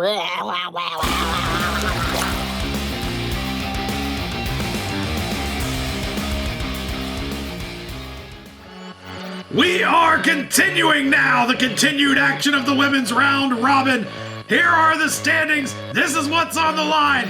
Who we got tonight, Carl? We've got Artemis Demoulas, the grosser and the leader right now in the women's round robin tournament. I believe she can clinch the tournament with the 3 points on the line tonight. Rita Tom Coupon Mom had a rough time a couple weeks ago. Tried to put it in the face of her rival Megan Dragonfruit and instead got her ass handed to her. So she's got some wounds to lick and she wants to keep herself alive in this tournament. She's got to win tonight. And she's got a lot of fans in the locker room who do not want Artemis T Demoulas to move on and get that championship shot against Evil Anna. Artemis Demoulas, one of the most complete and balanced wrestlers in TWO. And also probably the toughest wrestler in TWO. Yeah, many have argued that, and I understand their case. But she is the leader right now in the women's round robin tournament. But a loss tonight really opens up the field to anybody else. She is in the driver's seat. She is in the boss's chair. She's in aisle 1, as it were.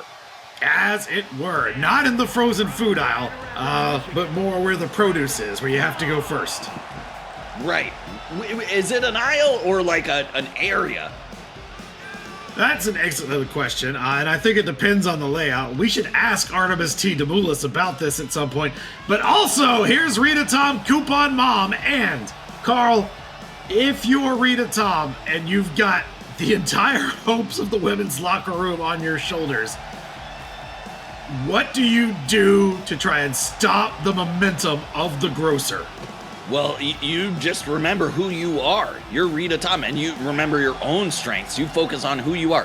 What absolutely could undo a grosser? Coupons. That is correct. That'll take the profit margins right out of it. Rita Tom, looking as serious as I've ever seen her. And let's go! Oh, high knee right to the face! And Artemis may have won this right away. Not Rita making Tom a is cover. I think this writhing. may be a mistake, Carl. Rita Tom writhing in pain on the floor, seconds into this fight that her life depends on. And that is a second high knee, and now just raining fists down onto the top of the head of Rita Tom Coupon Mom. No, they don't make them like Artemis Demoulas out in wherever Rita Tom is from. Oh, probably out of the Market Basket's sphere of influence. Yeah, I'm guessing the Midwest. But now Artemis thrown right outside, and all of a sudden Rita Tom has found some life.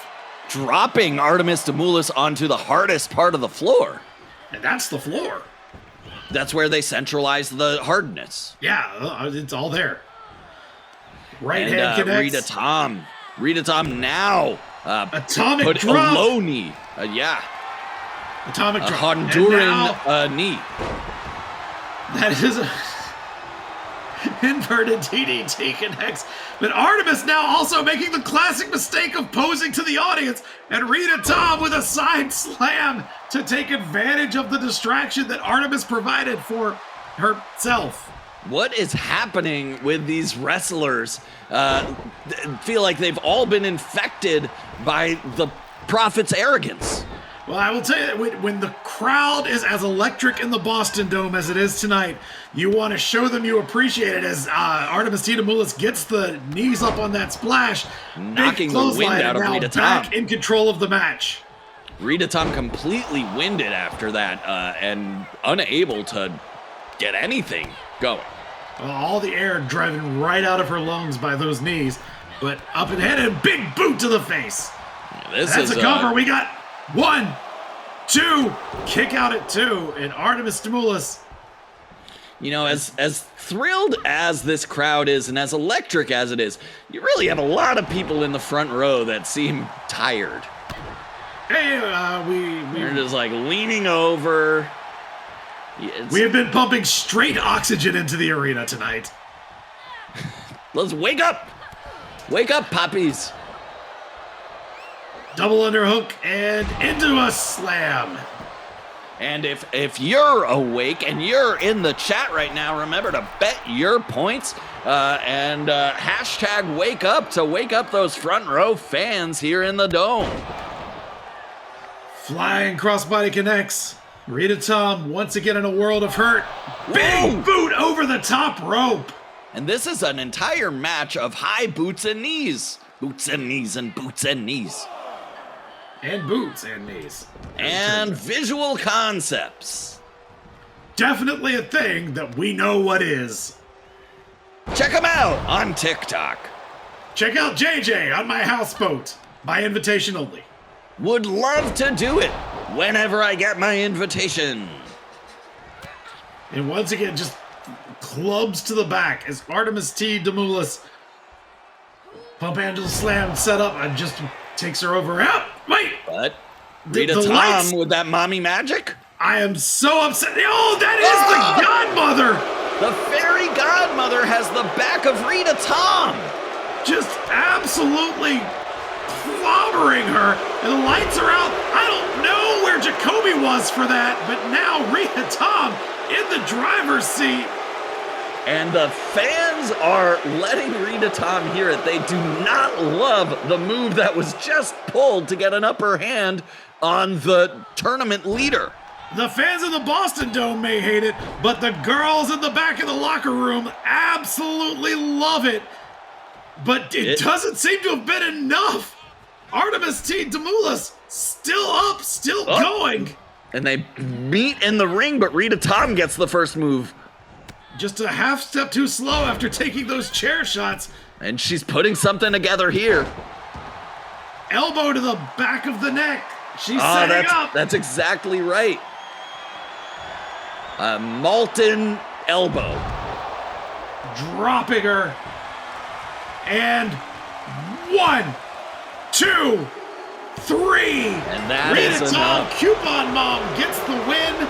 And the locker room is still all in this. Anyone can still win this round-robin tournament, tainted though this victory may be. Rita Tom got her 3 points, and she did not care what she had to do to get it. We're gonna see how that pays off for her down the road, but she remains alive in the women's RR round-robin tournament. And she is telling the fans, I had one goal tonight, and it was winning. And there's Jacoby looking on.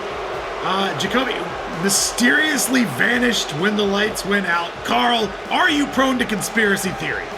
Absolutely. I am prone to conspiracy theory, but especially when I'm right. Well, if you're right, is it a theory at that point? Yeah. Here are the standings, as you can see. Everybody still in it. All of us who have a favorite.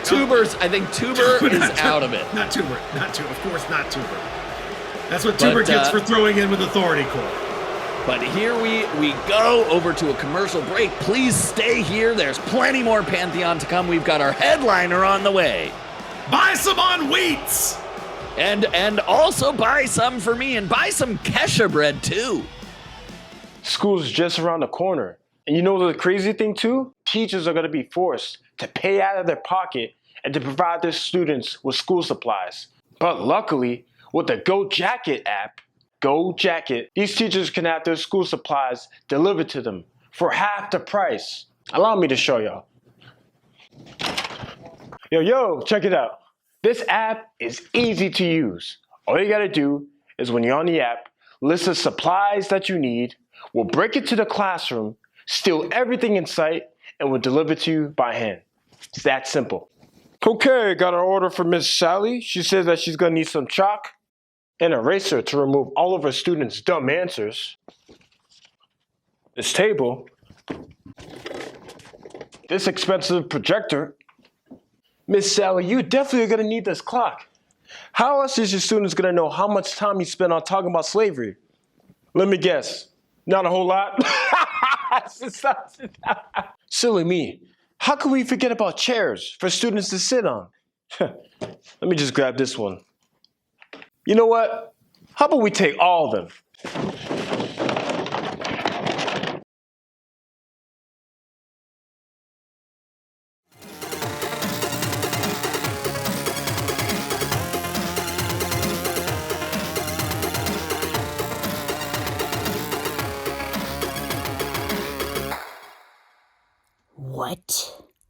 the fuck was that? You grand motherfucker. Oh no. The waste is bubbling up in my veins. I'm gonna get you, Godmother!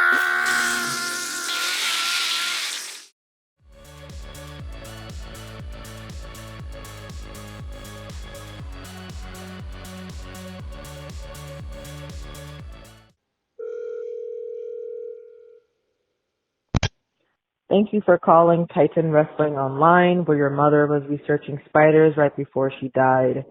To inquire about branding opportunities, press 1. To contact TWO's charity wing, press 2. To catfish one of our boys down in the mailroom, press 3. For any other concerns, please leave a message at the tone. Thank you, and you're unbelievable, Two. Hi, my name is Earl Wiseman. I haven't contacted y'all in a while, and I wish I could say that's because all has been good and well on my end. But the truth of the matter is, I've had a bit of a rough patch, to put it lightly. You see, when Mantaur, aka Jason Durham, threatened to turn me into a horse if he had won whatever dang belt he was after, you see, I went into self-preservation mode, or I guess horse transformation preparation mode. I was pretty sure I was done for, so I converted the house into a stable, sold all the food for oats, things of that nature to prepare for the inevitable. Good news is, I am not a horse. Bad news is, as you can imagine, my actions did not go over well with the missus, and yada, yada, yada. I am now a new bachelor in an old studio apartment. And land is cheap in Mantaur County, so you can imagine what my finances must look like. Anywho's and anyways, I heard tell Beast Mode is fighting private practice, which is all well and good, but if y'all would release Jason to me instead, I would pay you all the money that I have left. You see, I aim to take that boy on the road and try to recoup whatever money I can in the freak show circus market. I feel like it's a solid plan. You all can make a quick $50 and I can make a slow and arduous 25. So give me a call when you want to make this deal a reality. I can be reached here at any time. I am so lonely. All right. You have a blessed day now. Bye-bye. Tonight's main event, Beast Mode taking on Private Practice, the Tag Team Championship on the line tonight. Can Private Practice become even more decorated, or will Beast Mode continue to represent the beast inside us all? It's eternal question, and yet it's going to be answered tonight. Who will come away with the tag team hardware? Private Practice, the up-and-coming, the newest tag team here, or Beast Mode, the holders since last season's finale, Slam-A-Lot? There they come, Funtimestein and Dr. Michael Romano, cardiologist accompanied by Dr. G Mutation. This is a formidable bunch.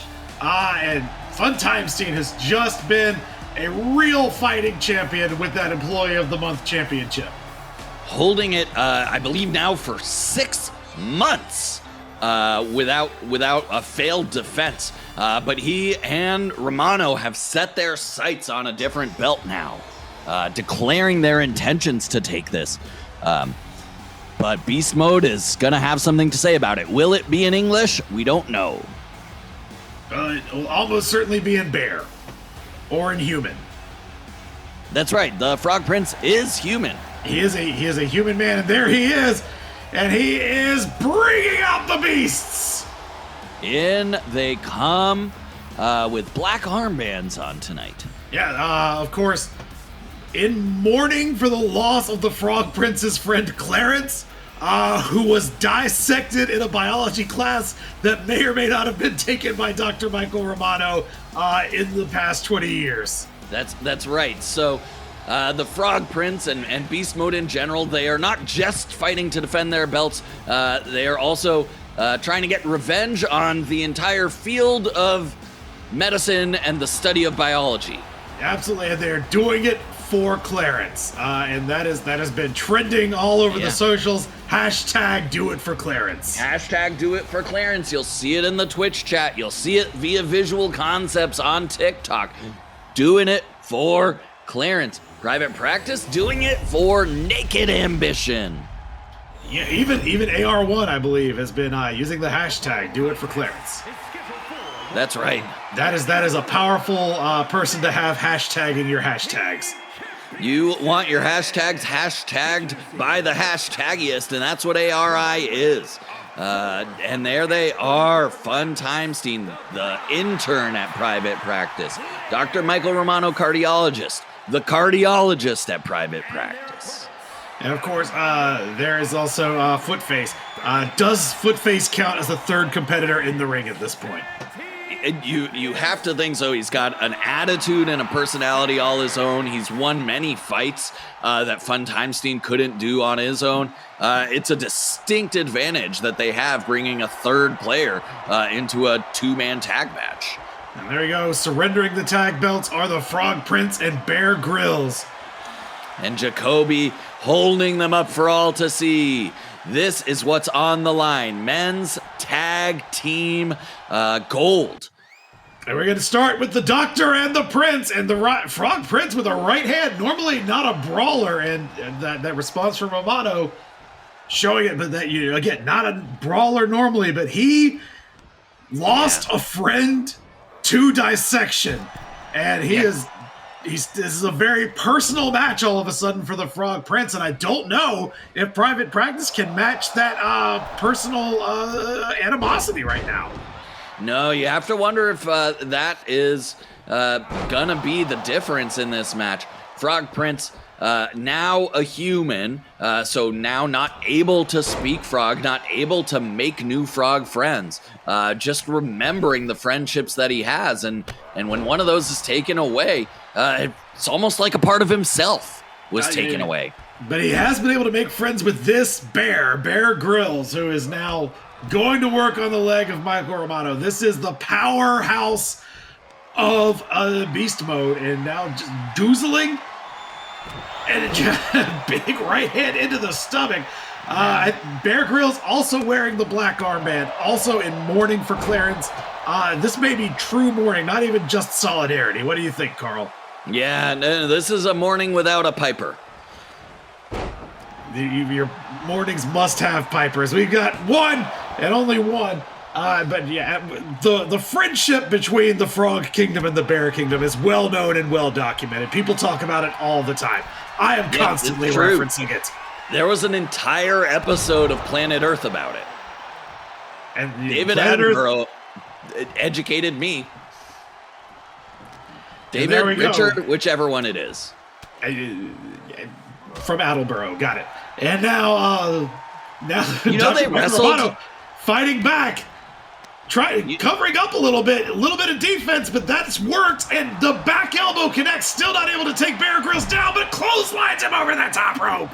That's right. And now headbutts the Frog to the Prince. outside, just showing that measure.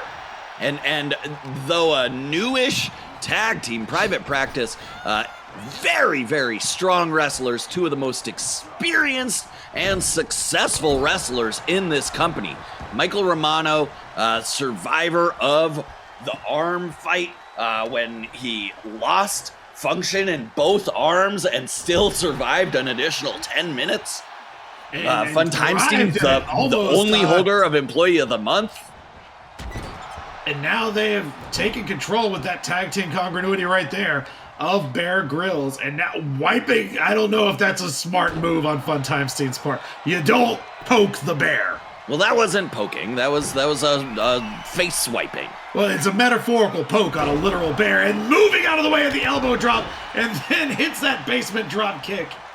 But Funtimestein does not want to wipe the tag.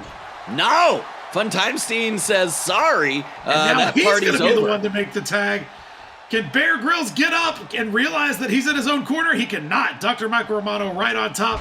Swinging neck breaker connects. And the strength and the speed of Private Practice on display right there. Absolutely, and there is that Russian leg sweep. And oh, that was the Russian one. I actually, it looked Mongolian for a moment, but you're right, it was Russian. Figure 4 locked in from Dr. Michael Romano, and Frog Prince has seen enough. He's breaking this up, and he wants to get his hands on that doctor, but he's gonna wait until he's properly tagged in. The Doctor and the Frog Prince, in many ways, kind of the de facto leaders of their factions. A lot of animosity on display tonight between them. Frog Prince blaming Michael Romano for all of the ills of medicine, particularly killing Clarence. I think specifically killing Clarence even. Yeah. Now a DDT dropping Bear Grylls on his head, but they've got to get Bear Grylls out of that corner or he'll do that! The Frog Prince coming in, and they're going to lock horns, and Dr. Michael Romano getting the better of that power game. The Frog Prince is not going to match Michael Romano in power or in cardiovascular health. That's right. And if things continue the way they are, any kind of health is not going to be matched by the Frog Prince because he is in a bad way right now. Dr. Michael Romano missing and now being blocked. But taken over by the Frog Prince now in his wheelhouse, showing off that acrobatics, getting a cover 1, but only a 1. And Funtimestein foolishly reaching for a tag while his partner was pinned. You got to think maybe he thought Footface could give him some extra length. Possible. It could just be the tag and experience of Private Practice. A newish team, but has been on fire enough to warrant this tag team championship match. Bear Grylls has him up. Are we going to get? Yes, we are. The Grilla Press. That's not going to feel good tomorrow. 1, 2, only 2. And Bear Grylls visibly upset not being able to get this win for Clarence just yet. Yeah, or he's just upset that there isn't any honey by the ring. He does love putting honey on all of the things that he grills. A nice honey glaze has never not improved one of his delicious meals. But Funtimestein able to send him right to the floor. And Funtimestein getting a series of smacks to the face of the bear, to the grill of the bear. This aggression from Funtimestein that we first saw when he fought Den the Intern, who Authority Corp insists is not dead, but it is carried that is about over. To be he has found it investigated. useful. The vacation or death of Den the Intern about to be investigated on AR1's new true crime podcast. Something we'll all be excited to hear because we know the champ will get to the truth. They got to get Bear Grylls in the ring right now because you cannot win the belt on a countout. And Funtimestein went to take a shot at the Frog Prince. The Frog Prince gave it right back to him. And that was distraction enough for Bear Grylls to come in and hit that fall-away slam. And Funtimestein bailing. And I don't blame him. I would not want to be in the ring with an angry bear. Yeah, Suckered him to the floor, caught the drop kick. And the experience individually of Funtimestein on display, but the power of the bear coming right back. This is a bear that spends a lot of time carrying grills to and from places. This is strong even for a bear, and now he and Funtimestein can't decide who goes in and who goes out. Funtimestein now driving the Frog Prince off the mat. Michael Romano going after Bear Grylls on the outside, pays the price for it though. And you gotta wonder about this strategy, which kept the bear outside of the ring while Frog Prince was disposed of. Lost a chance for a pin. That's a big takedown from Funtimestein. Throwing a forearm down into the chest. What's he got to do to keep this big bear down?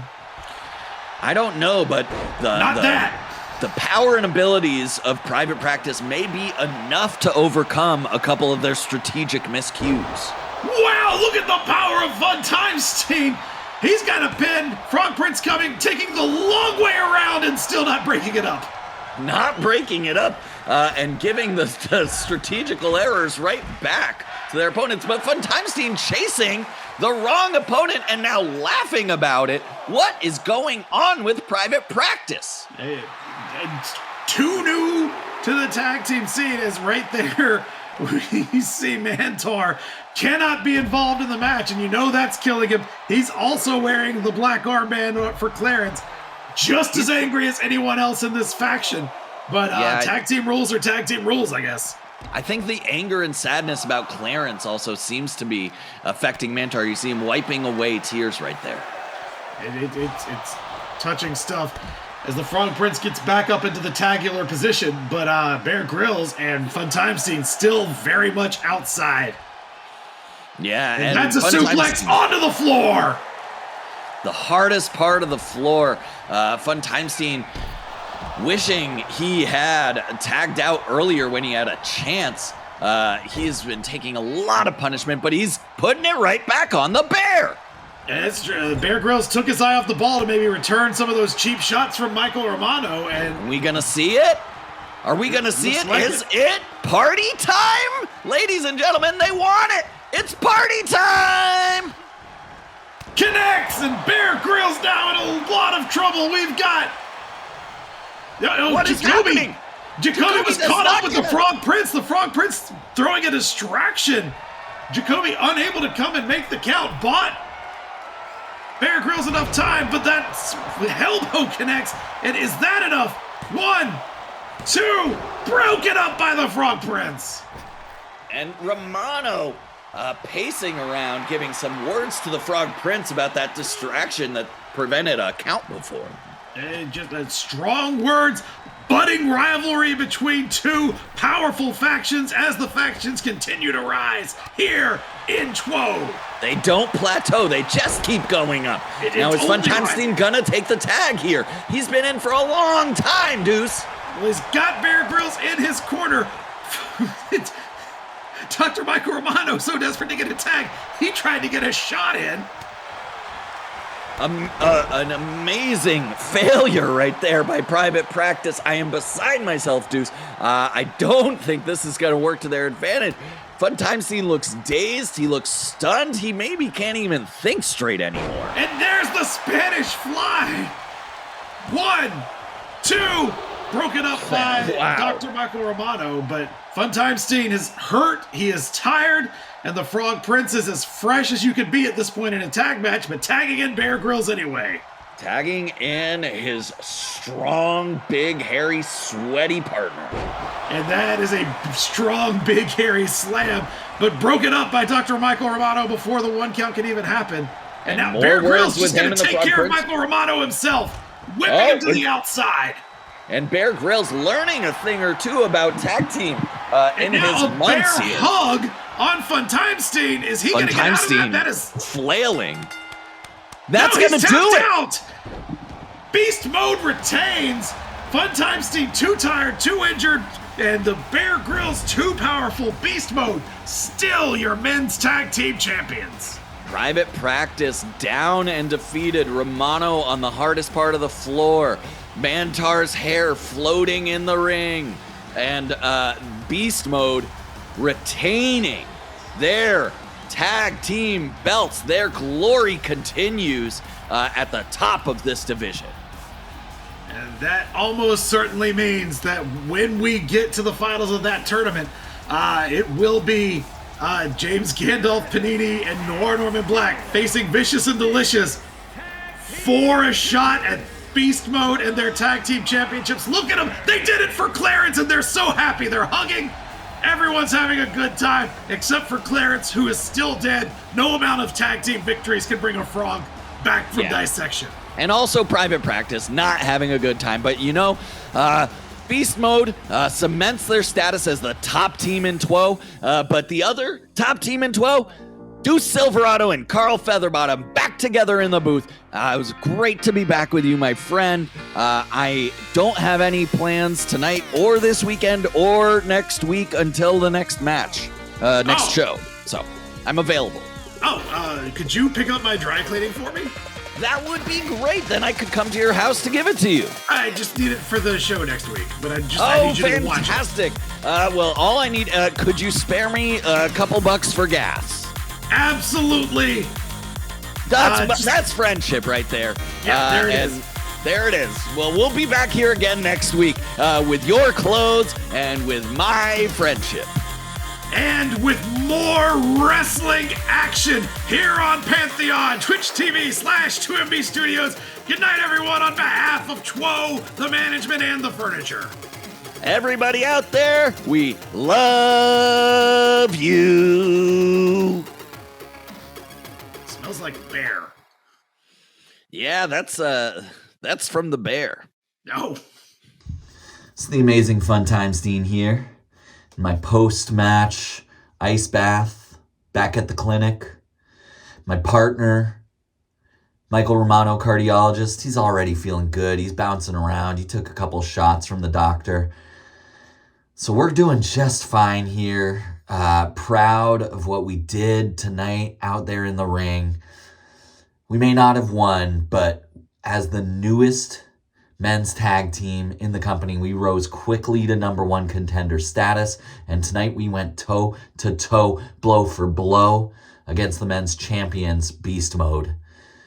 And that performance is a testament to our hearts, to our health, and to heart health everywhere. Private practice isn't anywhere near finished. See you soon, 12.